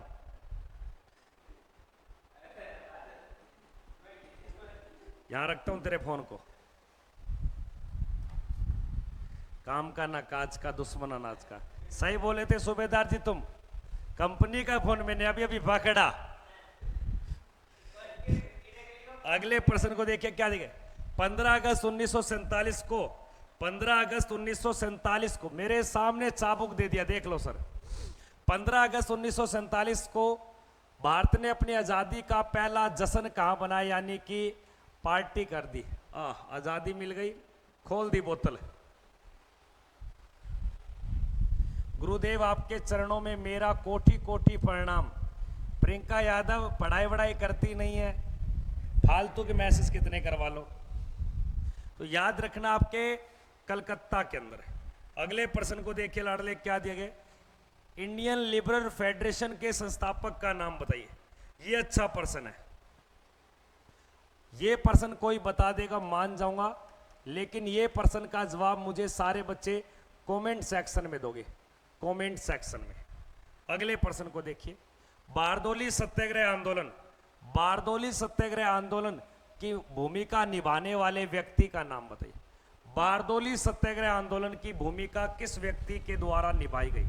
सुनील भाकर जोड़ा है। गुड मॉर्निंग सर, नमस्कार भाई, नमस्कार। सरकाई लो खटिया जाड़ा लगे, जाड़े में बलमा प्यारा लगे, गाना सुना तुमने?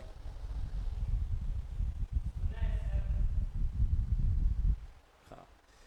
तो बारदोली सत्याग्रह आंदोलन गुजरात में जो 1928 में किया गया, जिसकी भूमिका निभाई थी सरदार वल्लभ भाई पटेल। और यहां की महिलाओं ने पटेल को एक उपाधि दी थी जिसका नाम क्या है? सरदार की उपाधि। किसकी उपाधि? सरदार की उपाधि। आज वाकई में तबीयत खराब लग रही है। अगले प्रश्न को देखिए।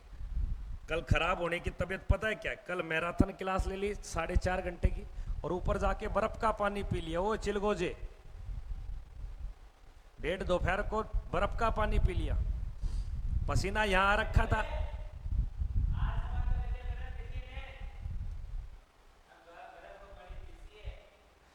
महाराष्ट्र में गणपति उत्सव का शुभारंभ करने वाले व्यक्ति का नाम, यानी कि जो गणेश चतुर्थी की अगर बात की जाए, चतुर्थी की अगर बात की जाए, और जो गणपति बप्पा मोरिया जो प्रारंभ किया था बाल गंगाधर तिलक, जिसे कहा जाता आपके लोकमान्य। उत्तर संख्या आपके बी उत्तर हो जाएगा। माते तुम खाने में आज क्या बनाते? नाश्ते के अंदर क्या? आज पास्ता बनेगा, मैंने सुना नाश्ते के अंदर। इधर आजा पास्ता के बच्चे। महात्मा गांधी को अर्धनग्न फकीर की संज्ञा किस व्यक्ति के द्वारा दिया गया? महात्मा गांधी को आधा नंगा फकीर कहा जाता है। राम राम गुरुजी, राम राम बेटा, राम राम तो तेरी 4-4 बार। पढ़ाई क्यों नहीं कर ले? अड़ा राम राम ही कर दांडा है। आज है क्लास में।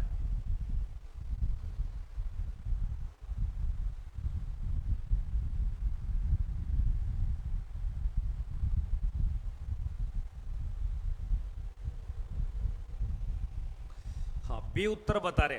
देखो, अर्धनग्न फकीर की जो संज्ञा दी थी, यह आपके विस्टिल चर्चिल के द्वारा ही दी गई थी। अगले प्रश्न को देखिए क्या दिए गए, संविधान सभा की पहली बैठक का अध्यक्ष कौन बना था, ये आपको बताना है। बहुत ही शानदार। संविधान निर्माण की पहली बैठक जो होती है वो 9 दिसंबर 1946 में, जिसमें उपस्थित 207 मेंबर, लेकिन आगे मुस्लिम लीग ने भाग नहीं लिया दूसरी बैठक में, और कांग्रेस संविधान निर्माण की पहली बैठक के अस्थायी अध्यक्ष बने थे, स्थायी नहीं थे। स्थायी अध्यक्ष दूसरी बैठक में हो जाएंगे डॉक्टर राजेंद्र प्रसाद। एक ऑप्शन तो मैंने काट दिया, कर ले पहला प्रश्न क्यों कौन कर चेक, तू कर दे सही। कौन आयो, ये तो मनीष को नहीं। संविधान सभा की पहली बैठक के अध्यक्ष बने थे डॉक्टर सच्चिदानंद सिन्हा, जो एक अस्थायी अध्यक्ष थे, जबकि संविधान निर्माण की स्थायी अध्यक्ष की बात बोले तो डॉक्टर राजेंद्र प्रसाद। अगले प्रश्न को देखिए, भारतीय संविधान सभा की प्रारूप समिति के अध्यक्ष की बात करता है, प्रारूप समिति के अध्यक्ष की।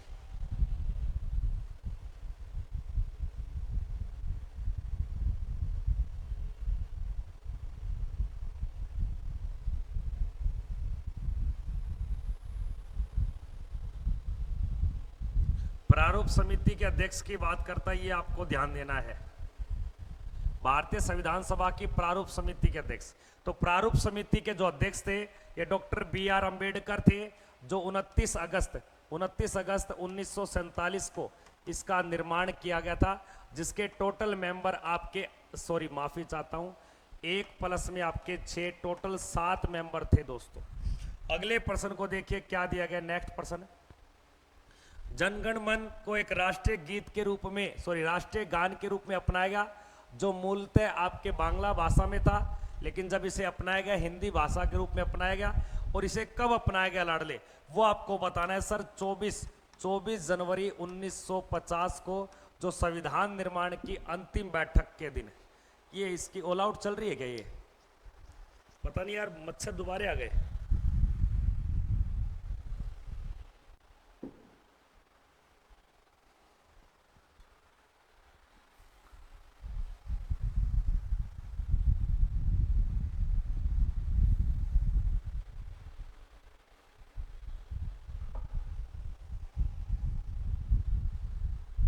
ऐसी स्मेल है इसमें जैसे वोमिट हो जाए।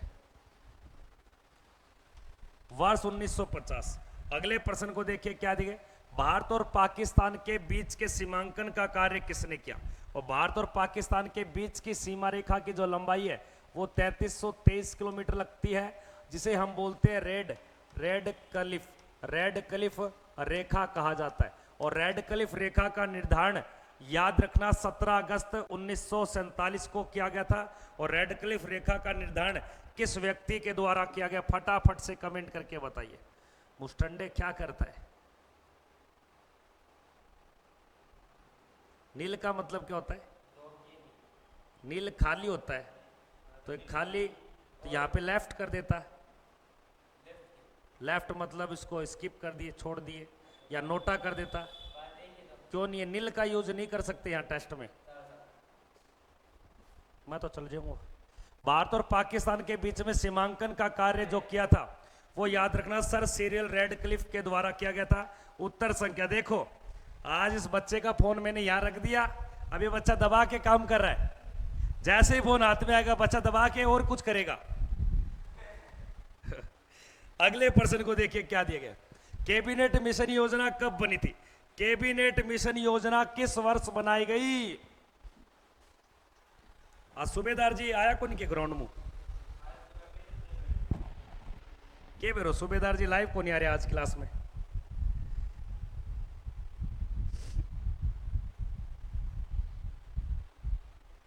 कदम कदम बढ़ाए जाओ, खुशी के गीत गाए जाओ। गुरुदेव क्वेश्चन नंबर नहीं है, प्रॉब्लम हो जाती है, कोई बात नहीं प्रियंका यादव, कल से लगा दूंगा, एक बार तो मान जा लाली, का करा के मानेगी। हाँ, कैबिनेट मिशन योजना बनी थी आपके मार्च 1946 के अंदर, तो यहां ऑप्शन कोई नहीं है, इसलिए मार्च 1946 याद रखना। अगले प्रश्न को देखिए क्या दिए गए, चीन सागर, दक्षिण चीन सागर याद रखना दुनिया का सबसे बड़ा सागर है, दुनिया का सबसे बड़ा सागर है दक्षिणी चीन सागर। और ये कौन से महासागर का हिस्सा है लाडली, ये पेपर में आता है कई बार।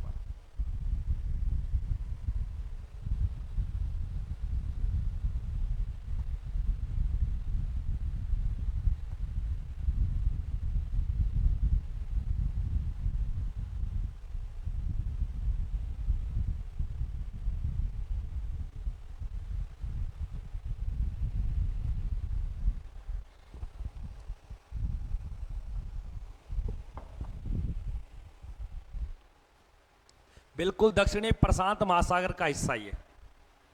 अगले प्रश्न को देखिए, उत्तर पश्चिम से चलने वाली पवनों को क्या कहा जाता है?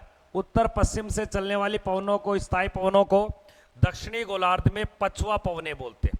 दक्षिणी गोलार्ध में पछुआ पवने कहा जाता है, विंड्स के नाम से जाना जाता है इसको। नॉर्दर्न हेमिस्फीयर में, नॉर्दर्न हेमिस्फीयर में पछुआ विंड्स बोलते हैं इसको। अगले प्रश्न को देखिए क्या दिए गए, उत्तर भारत का विस्तार कितना है?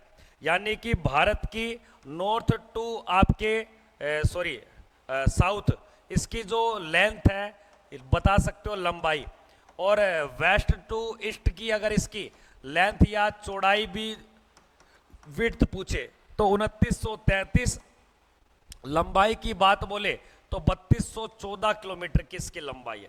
ज्यादा अंतर नहीं है, एक पतंगाकार, ठीक है ना, इसकी शेप एक काइट जैसी लगती है, इसलिए से पतंगाकार या आपके विषम कोणीय चतुर्भुजाकार के नाम से जाना जाता है भारत। और भारत की जो लंबाई है 3214 किलोमीटर है, जबकि भारत का जो एरिया है, अगर कोई बच्चा इसका एरिया बता देगा उसे 100 रुपये इनाम है। सुबह सुबह 100 रुपये इनाम, 100 रुपये इनाम, 100 रुपये शायद जेब में होंगे भी, ये रहे 100 रुपये, 100 रुपये इनाम।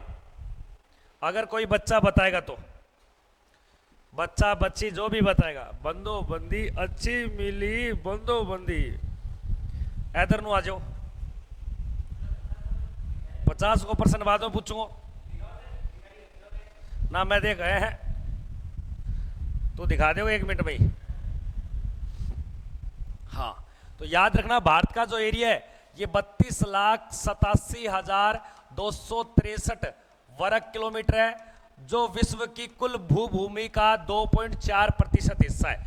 उत्तर संख्या हो जाएगा आपका, देख लेना। आगे देखिए, ये छोड़ो इसको, प्रश्न को आप, विश्व कैंसर दिवस किस तारीख को बनाया जाता है? बहुत ही अच्छा प्रश्न है। आलुआ की ढाल तेरी फाड़ फाड़ कर दूं, आलुआ की ढाल तेरी फाड़ फाड़ कर दूं। हैदर अली कौन आ गया यहां पे?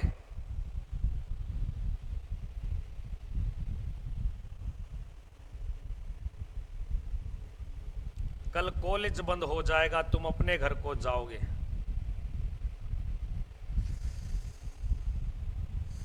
यार मेहनत खूब करता हूं, पर तुम शेयर नहीं करते, वीडियो को वायरल बिल्कुल नहीं करते, तुम्हारी गलत बात है यार। ये वीडियो को वायरल कर दिया करो यार, तुम्हारा क्या जाता है। ओ मक्खी कहाँ बैठी है, यही लेगी, पेल दूंगा एक मैं। विश्व कैंसर दिवस याद रखना आपके 4 फरवरी को बनाया जाता है, जबकि बाल कैंसर जो दिवस है वो याद रखना आपके 15 फरवरी को, बाल कैंसर दिवस 15 फरवरी को। तो कैंसर के लिए कौन सी गैस का यूज करते, ये प्रश्न कौन बताएगा? कैंसर के रोगियों के लिए कौन सी गैस का, कैंसर के रोगियों के लिए गामा रेस का यूज किया जाता है? क्या मान लिया या क्या है यो हाथ में मोबाइल है, ये वो तो मैं जमा कर लियो। तो कैंसर के रोगियों के लिए कौन सी गैस का यूज करते हैं? कैंसर की रोगियों के लिए गामा रेस का प्रयोग किया जाता है। कैंसर के लिए कोबाल्ट 60 नाम के धातु का प्रयोग करते हैं। कोबाल्ट 60 याद रखना, कोबाल्ट 12 मत करना लाडले, कोबाल्ट 60 जिसमें आयरन पाया जाता है, जो विटामिन बी में भी आपको देखने को मिलता है। और कैंसर के रोगियों के लिए विश्व की, ब्रह्मांड की सबसे महंगी भारी गैस रेडोन, क्या नाम बताओगे? रेडोन। तो रेडोन गैस का यूज क्या आता है? जो भूकंपीय, ज्वालामुखी और सुनामी इत्यादि की घटनाओं पर इसको महसूस किया जाता है। यहां राइट उत्तर हो जाएगा आपके 4 फरवरी। अगले प्रश्न को देखिए क्या दिए। राष्ट्रीय बालिका दिवस प्रतिवर्ष, राष्ट्रीय बालिका दिवस प्रति दिवस। सूबेदार जी आज उदास कैसे हो? उदास कैसे? मेरा क्वेश्चन मार्क आपके। आज गुरुजी को क्या हुआ है? आज ग्राउंड में बच्चों को पेल दिया क्या? 2-4 को ऐसे पकड़ के?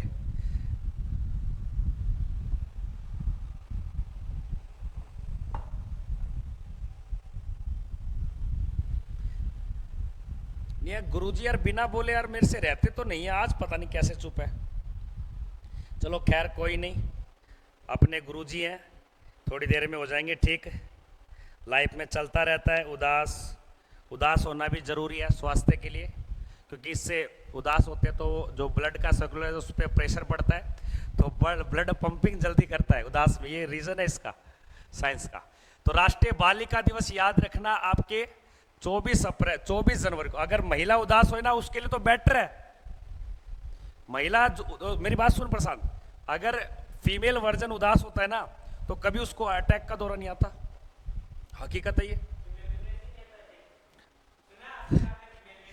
क्योंकि वो ज्यादा उदास होती है, नाराज होती है।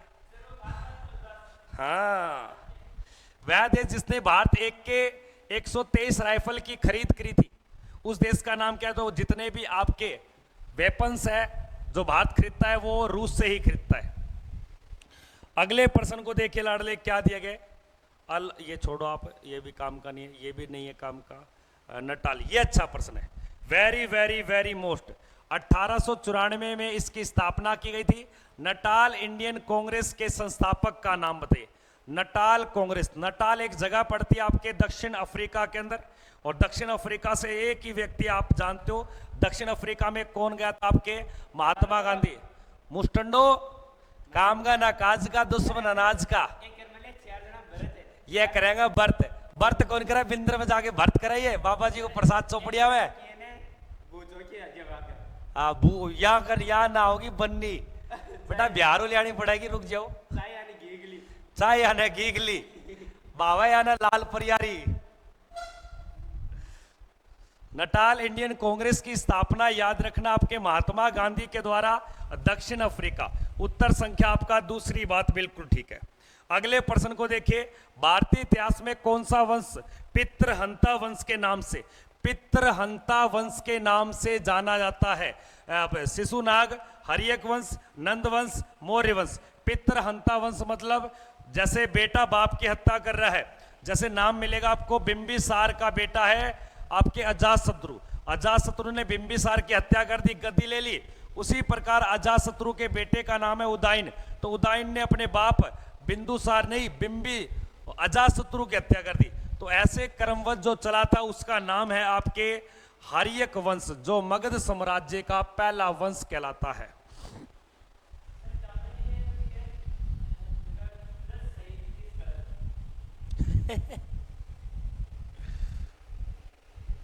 भाई कि पढ़ाओ टाबरा ने जदी सही होगा। नाम रोबोट धरनो टाबर ठीक कौन करे? अगले प्रश्न को देखिए क्या दिए। राष्ट्रीय कृषि एवं ग्रामीण बैंक, जिसे नाबार्ड कहा जाता है, जिसका हेडक्वार्टर कहां पड़ता है? मुंबई में। जो भारत का या भारत के कृषि क्षेत्र का पहला बैंक था, भारत का कृषि जगत का पहला बैंक नाबार्ड, जिसकी स्थापना कब की गई और नाबार्ड का मुख्यालय मुंबई के अंदर पड़ता है, यह आपको ध्यान देना। तो विक्रम सिंह कौन है? हाँ, राष्ट्रीय कृषि एवं ग्रामीण विकास बैंक नाबार्ड की स्थापना मुंबई, और ये आपके 12 जुलाई 1982 के अंदर नाबार्ड की स्थापना की जाती है। छोटी सी माखिर है, एडी की जमाई नहीं लगे आज ही जामिए या ओ हो गेला एक शिवांशु भी होगो, बछड़ियों भी पाओ गेला, गा का गेल बछड़ियों तो जागो फिर। ओ र बिहार दरोगा भोले बाबा क्या कहेंगे सुनो गोरे।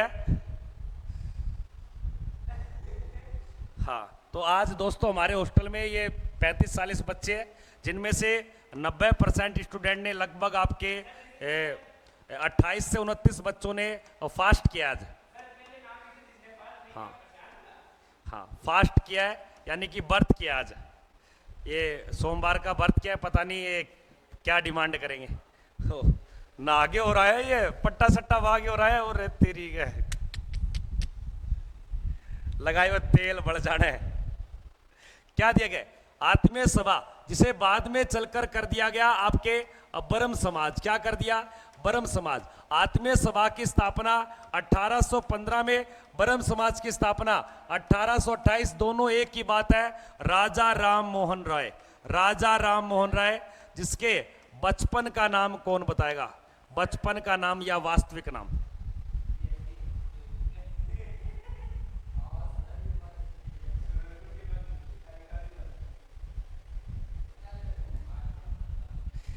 सर व्रत किसके लिए कर रहे हैं? अरे व्रत वो ये सावन के व्रत है।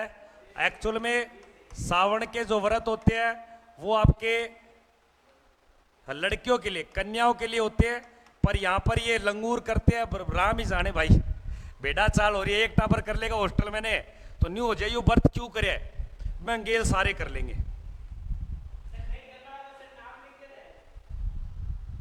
न करने वाला जैसे प्रशांत हो गया, क्योंकि ये लड़का कम कन्या ज्यादा लगता है। आगे देखिए, भीमबेटका गुफा कहां पड़ती है? भीमबेटका गुफा। आत्मा को कष्ट देना व्रत होता है? मैं तो नहीं मानता। कमल कहां घूम रहा है?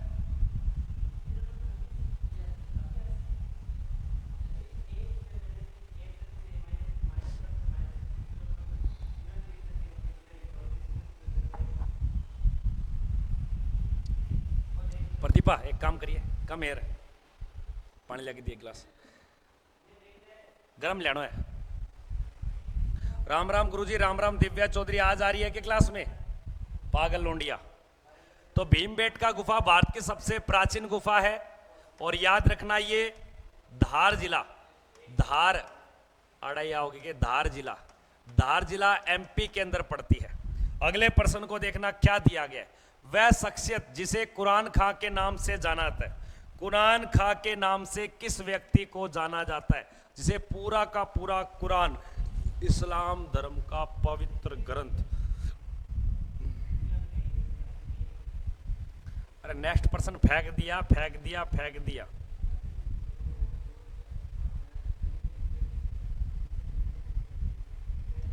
देखिए क्या देंगे कि वह शख्सियत जिसे कुरान खां के नाम से जानते हैं, तो कुरान खां के जो नाम से जानते हैं लाडले, वो याद रखना आपके कुतुबुद्दीन ऐबक को। किसको?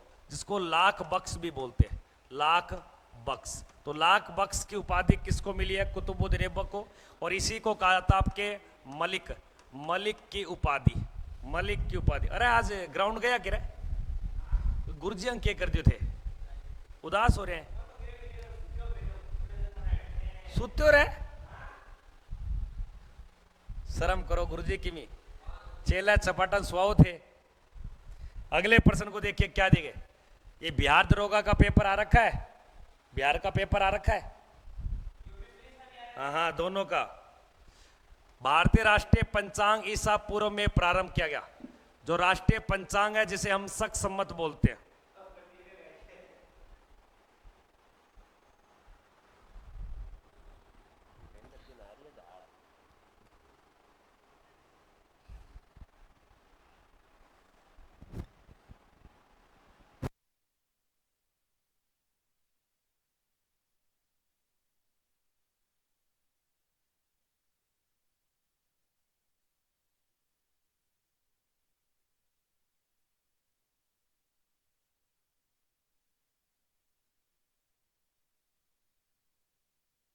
राष्ट्रीय पंचांग जिसे शक सम्मत कहा जाता है, राष्ट्रीय पंचांग जिसे शक सम्मत कहा जाता है, जिसकी स्थापना 78 ईस्वी के अंदर की गई थी। ईसा पूर्व गलत लिख दिया, यहां ईस्वी लिखोगे।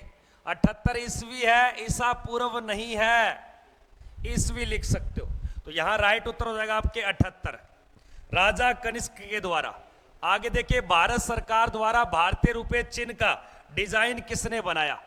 तो भारतीय रुपए चिन्ह का डिजाइन का यानी कि आपके वास्तुकार डिजाइनर का नाम ए मालिक तेरे बंदे हम।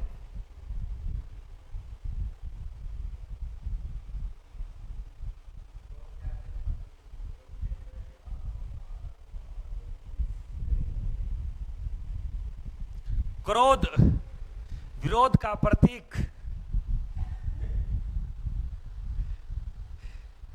क्रोध के मारे बड़े बड़े,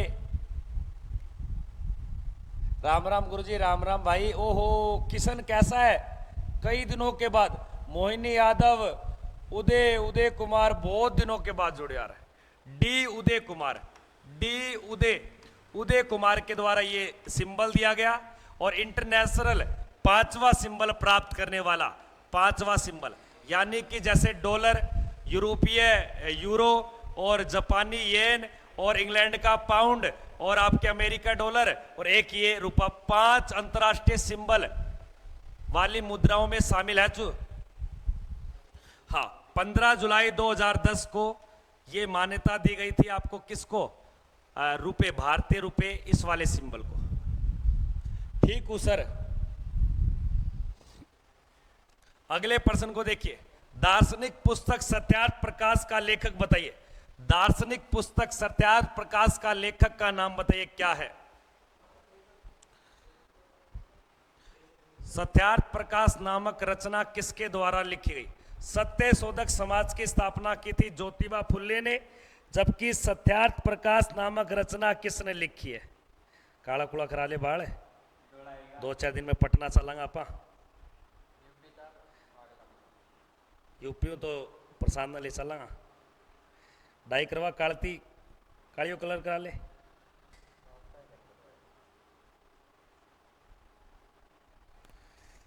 हाँ, तो प्रसिद्ध आपके दार्शनिक पुस्तक सत्यार्थ प्रकाश नामक रचना आर्य समाज के संस्थापक, जिसे कहा जाता है आपके स्वामी दयानंद सरस्वती, उत्तर संख्या सी।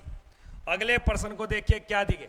प्रसिद्ध तिरुपति वेंकटेश्वर स्वामी मंदिर का संबंध किस राज्य में पड़ता है? प्रसिद्ध तिरुपति वेंकटेश्वर स्वामी मंदिर का राज्य, शिवांशु, राजकुमार, बॉबी और बंसी। न्यू पढ़िया 4 न्यू। जी हाँ, मेरे को रात ने खेत को काम करके आए न्यू। सवेर देखियो मैं 5:30 बजे न्यू लंबा पैरिया। इन्हें विवेक कूद तो अंडा, खड़े हो जा। तो इसका राइट उत्तर क्या होगा? प्रसिद्ध आपके तिरुपति वेंकटेश्वर स्वामी मंदिर जो पड़ता है लाडले, वो याद रखना आंध्र प्रदेश। ये कोई बालाजी मंदिर नहीं है। अगले प्रश्न को देखिए, क्या दिए गए? दक्षिणी ध्रुव के आसपास के क्षेत्र को, दक्षिणी ध्रुव ये आपका पृथ्वी है, इसे बोलते हैं आपके उत्तरी ध्रुव, और इसे कहा जाता है आपके दक्षिणी ध्रुव। और दक्षिणी ध्रुव के आसपास के क्षेत्र को क्या कहा जाता है? कल कॉलेज बंद हो जाएगा, तुम अपने घर को जाओगे, फिर एक लड़का एक लड़की से जुदा हो जाएगा।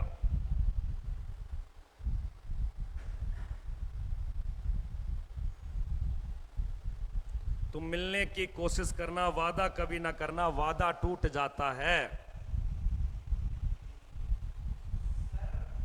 योगराज नाम करके एक बच्चा लाइव क्लास में जुड़ा है।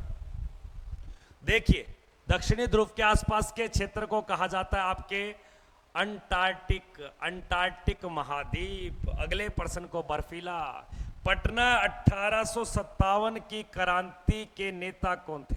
ए बाबू तनिक सुनिए ना, तो क्या लगता था पटा लोगे?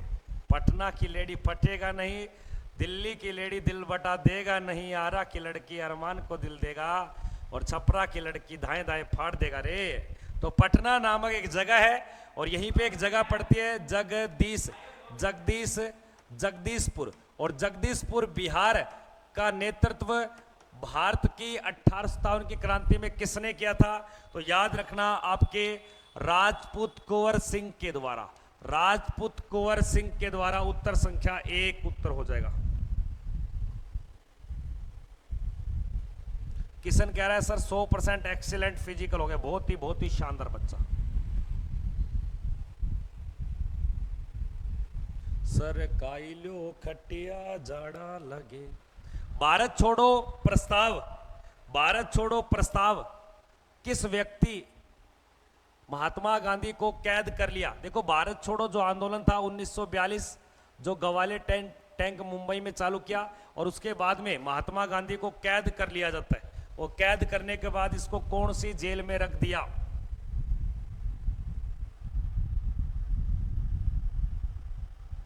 ऊंची है बिल्डिंग, कैसे मैं आऊं?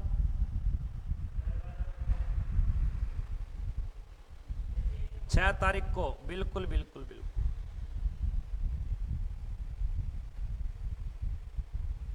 आजा आजा बैंड बाजा लेके आजा राजे, सताए तेरी याद। ऐसे ही गाना है सलमान खान का, और एक और है ना, क्या नाम है उसका, रानी मुखर्जी का। तो भारत छोड़ो प्रस्ताव पारित 1942, महात्मा गांधी को कैद कर लिया, और महाराष्ट्र की आगा खा पैलेस के अंदर इसको रखा गया, जेल है ये। आगे देखिए, शिलालेखों के अध्ययन को क्या बोलते हैं? शिलालेखों के अध्ययन को क्या कहा जाता है? जो पत्थरों पे घटनाओं को उत्तीर्ण किया जाता है। अज्जू आर्मी लवर ओ भाई, आदित्य सिंह तीसरा, मोहिनी यादव ए उत्तर, सितंबर ए उत्तर, सतीश का आर्मी। अरे अरे आज ही क्लास में आइए। तो शिलालेखों के अध्ययन को कहा जाता है आपके डेमोग्राफी, जाइलो, या आपको याद रखना एपिग्राफी। देखो जो डेमोग्राफी है ना बेटा, ये पॉपुलेशन अध्ययन को बोलते हैं। किसको बोलते हैं? ग्राफी, पॉपुलेशन अध्ययन यानी कि जनसंख्या। तो जनसंख्या की स्टडी को क्या कहा जाता है? आपके डेमोग्राफी।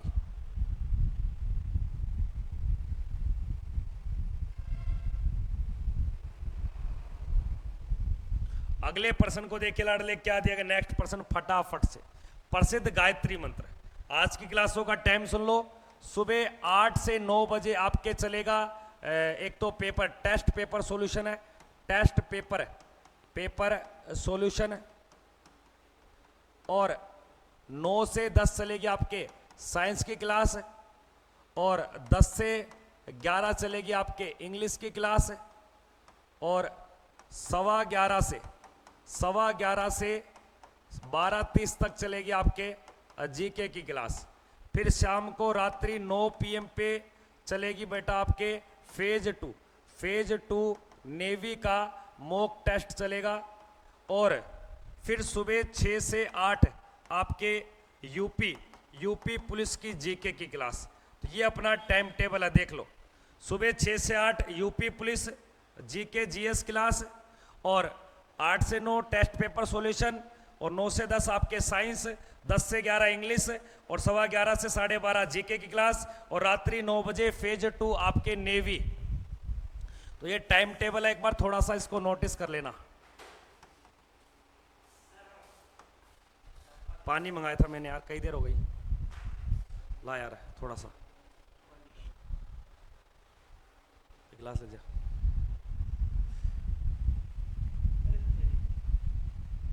मोहिनी यादव पढ़ ले यार, तू ऐसे भटकेगा ना तो तेरा पेपर कहीं से नहीं निकलेगा। पागल हरामी, तू एक को नहीं लेके जाएगा, सारे यहीं पढ़ेंगे। ये मैं कहता हूं। जो ऐसे अपवाद होते हैं ना, वो अपना करियर खुद खराब करते, क्योंकि वो एक जगह मन बनाते नहीं है, उधर भटकेंगे उधर भटकेंगे उधर भटकेंगे उधर भटकेंगे। देखिए, तो प्रसिद्ध गायत्री मंत्र किस वेद से लिया गया? तो सभी को पता है सर, ऋग्वेद से लिया गया। नेक्स्ट क्वेश्चन देखिए, तंजौर का बृहदेश्वर स्वामी मंदिर किसके द्वारा बनाया गया? तंजौर, ये याद रखना, आपके कहां पड़ता है? तमिलनाडु के अंदर।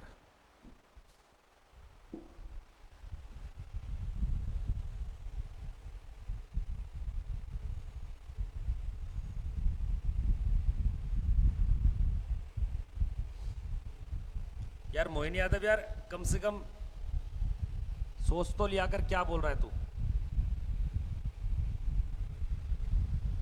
हाँ, तंजौर वैदेश्वर के मंदिर का निर्माण किया था आपके राजा राज प्रथम के द्वारा। अगले प्रश्न के देखिए क्या दिए गए। नेक्स्ट प्रश्न, राउरकेला और दुर्गापुर स्टील प्लांट की स्थापना कब की गई? राउरकेला और दुर्गापुर स्टील प्लांट की स्थापना, ये प्लांट है, प्लान मत करना, स्टील प्लांट की स्थापना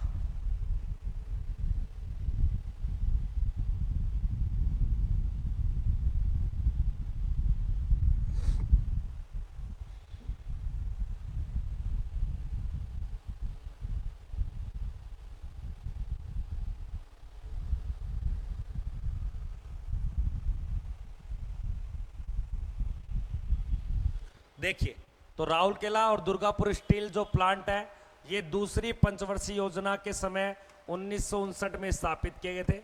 राउरकेला जो लगाया गया था ये आपके उड़ीसा में, और दुर्गापुर याद रखना पश्चिम बंगाल में।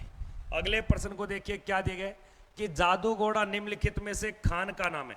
जादूगोड़ा एक खान है जो किसके लिए फेमस है? जादूगोड़ा की खान पाई जाती है झारखंड के अंदर।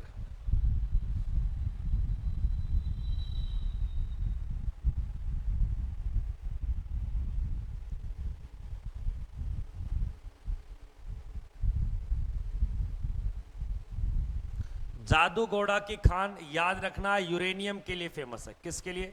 मैग्नीज पाया था आपके उड़ीसा के अंदर, लोहा एस्क भी उड़ीसा में, और सोना सबसे ज्यादा पाया था कर्नाटक। अगले प्रश्न में देखिए क्या दिया। नेक्स्ट प्रश्न, कोलेरू झील किस राज्य में पड़ती है? Kolleru lake, study of lake, यानी कि लेक, स्टडी ऑफ लेक को क्या बोलते हैं? Study of lakes. तो झीलों के अध्ययन को बोलते हैं लिम्नोलॉजी। लिम्नोलॉजी, ये भी आपको ध्यान देना है। लास्ट भर्ती है क्या भाई? लास्ट लूस्ट का तो मुझे पता नहीं, आप थोड़ी सी पढ़ाई पे फोकस करो, अच्छा रहेगा। अगले प्रश्न को देखिए, कोलेरू जो झील है लाडले, वो ध्यान देना आंध्र प्रदेश में। कहां है? आंध्र प्रदेश में। भारत का सबसे बड़ा नमक उत्पादक राज्य कौन सा है? तो भारत में सबसे ज्यादा जो साल्ट है, नमक का उत्पादन कहां से होता है?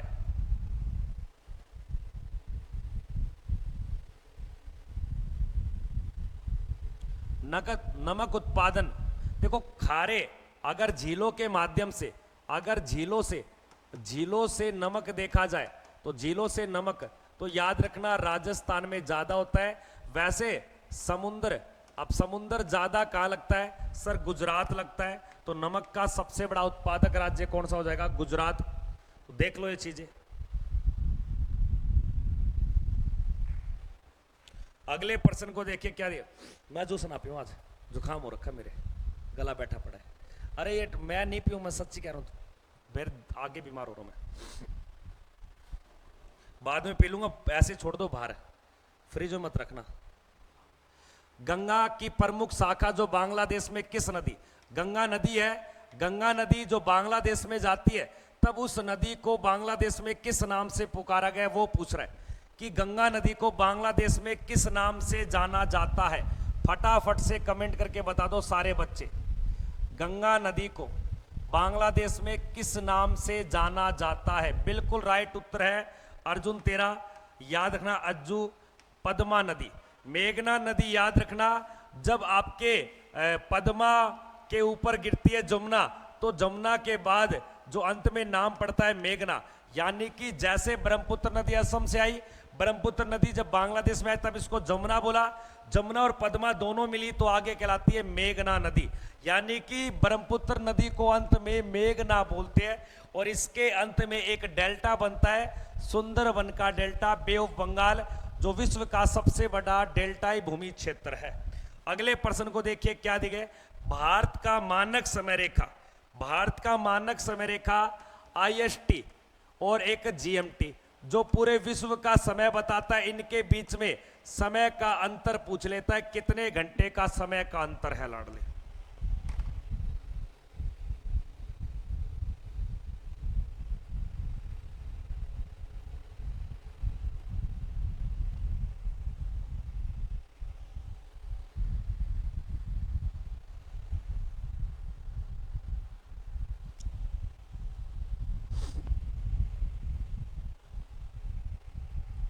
आओ धुले राजा। बिल्कुल 5.5 घंटे का अंतर है गुरुजी, 5.5 घंटे का। अगले प्रश्न को देखिए क्या दिखे। प्राचीन काल में सामग्री लिखने के स्रोत को बोलते थे। प्राचीन काल में जो सामग्री लिखी जाती थी उनके स्रोत का नाम क्या है? संस्कृत, ब्राह्मी, पाली, खरोष्टी। बताइए, प्राचीन काल में जो सामग्री लिखी जाती थी उसके स्रोत का नाम बताइए।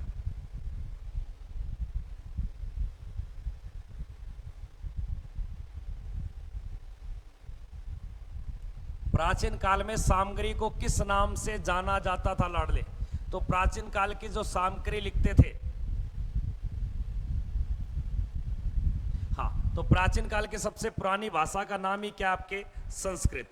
आगे देखिए, धातु से बने सिक्के सबसे पहले किस वंश ने चलाए? तो धातु के सिक्कों का प्रयोग किस वंश के द्वारा सबसे पहले किया गया?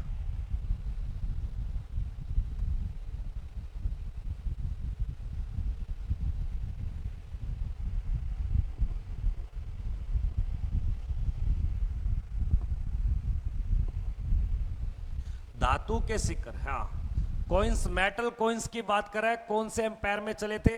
तो इसका राइट उत्तर हो जाएगा आपके मौर्य काल में। हाँ, मौर्य काल में। अगले प्रश्न को देखिए। कालीबंगन नामक एक सिंधु घाटी स्थल है और कालीबंगा भारत के किस प्रदेश या किस राज्य में लोकेट है? कालीबंगन नामक स्थल की खोज बीके थापर और अमलानंद घोष के द्वारा 1953 में की जाती है, जो घग्गर नदी के किनारे, जिसका शाब्दिक अर्थ है आपके काले रंग की चूड़ियां, यहां से आपके जुते हुए खेत मिलते हैं। ये आपको कई बार प्रश्न पूछ लिया जाता है कालीबंगा। तो कालीबंगा नामक जो स्थल है ये राजस्थान के हनुमानगढ़ में पड़ता है, लेकिन श्री गंगानगर से हनुमानगढ़ अलग किया गया, तब हनुमानगढ़ में आ गया, लेकिन पहले ये आपके श्री गंगानगर में ही था। अगले प्रश्न को देखिए। सिंधु घाटी, सिंधु घाटी सभ्यता की प्रमुख विशेषता का नाम क्या है? नगर सभ्यता, कृषि सभ्यता, मध्य पाषाण, पूरा पाषाण।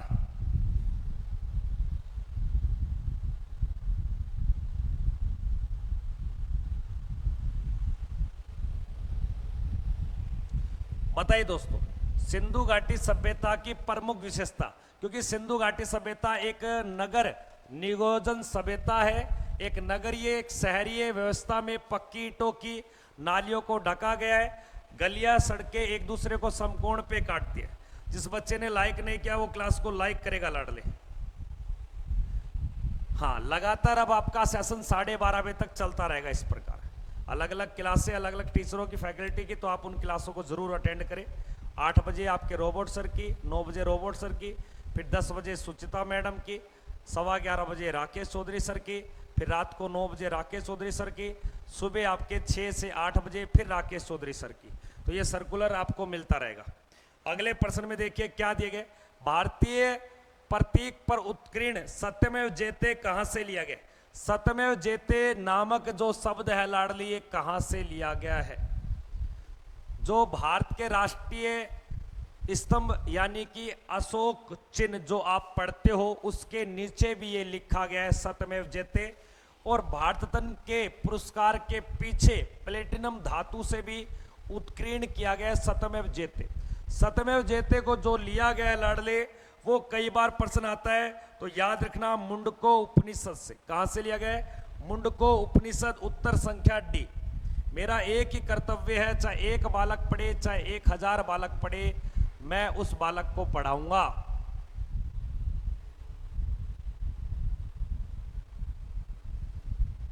अगले प्रश्न को देखिए लाडले, क्या दिया गया आपके। महाभारत का प्रारंभिक नाम क्या है? महाभारत का जो प्रारंभिक नाम है, कि महाभारत को किस अन्य नाम से पहले जानते थे? यह अच्छा प्रश्न है।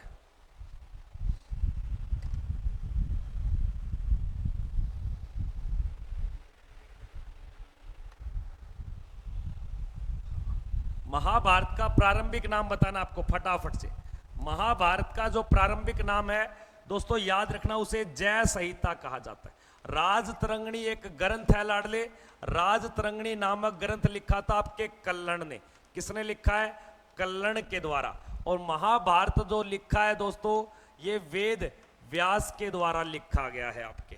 अगले प्रश्न को देखिए क्या दिया गया है। सिंधु घाटी सभ्यता का कौन सा स्थल है जहां से जो वर्तमान में पाकिस्तान में लोकेट है।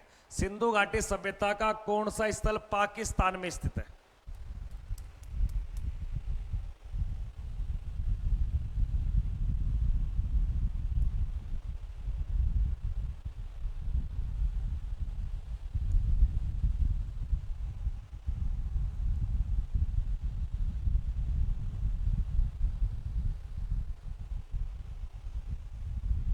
हाँ, जय सहिता सही है भाई। रुद्र मिश्रा जो चैनल पे नए बने चैनल को सब्सक्राइब करोगे भाई।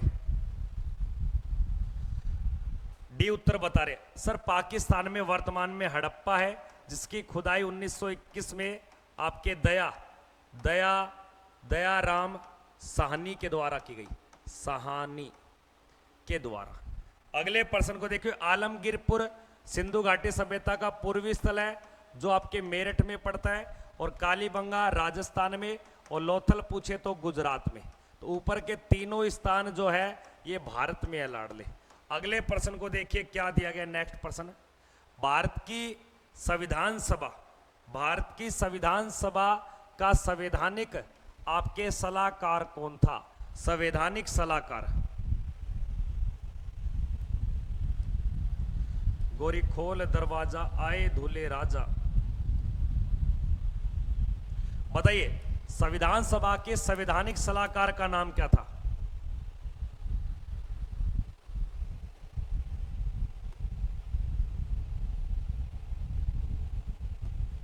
संवैधानिक सलाहकार का जो नाम था वो याद रखना आपको, BN राव। अगले प्रश्न को देखिए क्या दिया गया है। नेक्स्ट प्रश्न। खड़ी हो जाए, यहीं बैठी रहेगी क्या? स्वतंत्र भारत की लोकसभा का पहला अध्यक्ष कौन था? स्वतंत्र भारत की पहली लोकसभा का अध्यक्ष कौन था? हुकुम सिंह, रवि राय, बलीराम भगत या GV मावलंकर? सिंधु घाटी सभ्यता का माफी चाहता हूं, स्वतंत्र भारत का पहला लोकसभा, तो लोकसभा का गठन हुआ था बेटा आपके 17 अप्रैल 1952, और लोकसभा की जो पहली यानी कि पहली बैठक होती है वो 13 मई 1952, और 1952 में लोकसभा की जो अध्यक्षता की थी वो इसका पहला अध्यक्ष बन गया गणेश वासुदेव मावलंकर, यानी कि GV मावलंकर इसका राइट उत्तर हो जाएगा। अगले प्रश्न को देखोगे लाडले क्या दिए गए। भारत का पहला उप प्रधानमंत्री कौन था? तो भारत का पहला वाइस प्राइम मिनिस्टर, हाँ डिप्टी भी बोल सकते हो, डिप्टी PM। तो देश का पहला जो प्रधानमंत्री था लाडले वो याद रखना आपके पहले की बात करा तो पहला था बेटा आपके सरदार वल्लभ भाई पटेल, जो देश का पहला गृह मंत्री भी था। तो देश का पहला गृह मंत्री भी। अगले प्रश्न को देखिए। निम्नलिखित में से भारतीय संविधान सभा का अध्यक्ष कौन था? संविधान सभा का अध्यक्ष जो पूर्ण रूप से कैसा अध्यक्ष बन गया आपके स्थायी अध्यक्ष बन जाता है, इसलिए से संविधान सभा का हेड भी बोल सकते हो। अंजलि मिश्रा अब जुड़िए क्लास में।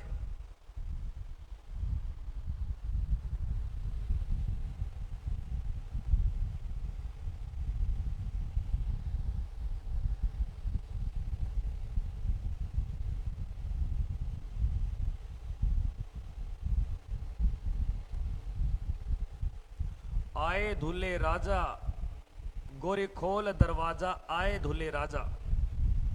धुले राजा तो अपनी जगह है, पढ़ाई पे फोकस कर लो, पेपर में धुला भुला नहीं आएगा कोई, सीधी दुल्हन मिलेगी आपको। पेपर में लग जाओगे सीधी दुल्हन मिलेगी। तो डॉक्टर राजेंद्र प्रसाद आपको ध्यान देना है। अगले प्रश्न में देखिए क्या दिया है। स्वतंत्र भारत में निम्नलिखित में से कौन सी महिला किसी भी राज्य की पहली महिला राज्यपाल नहीं बनी? राज्यपाल बनी, माफी चाहता हूं, बनी है।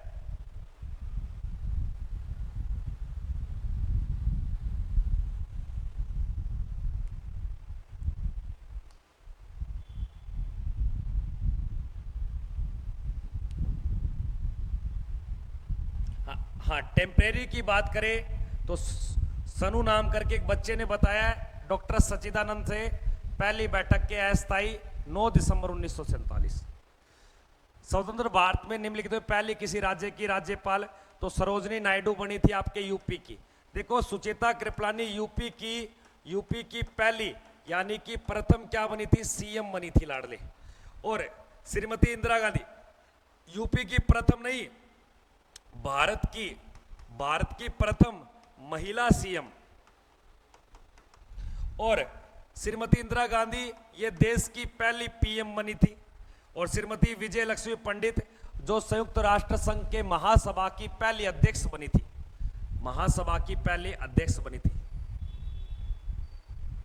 हाँ, नायडू जो बनी थी बेटा, ये 1947 से 1949 के बीच में, 1947 से 49 के बीच में। नितेश जाट अब आ रहा है क्लास में, पागल कहीं का।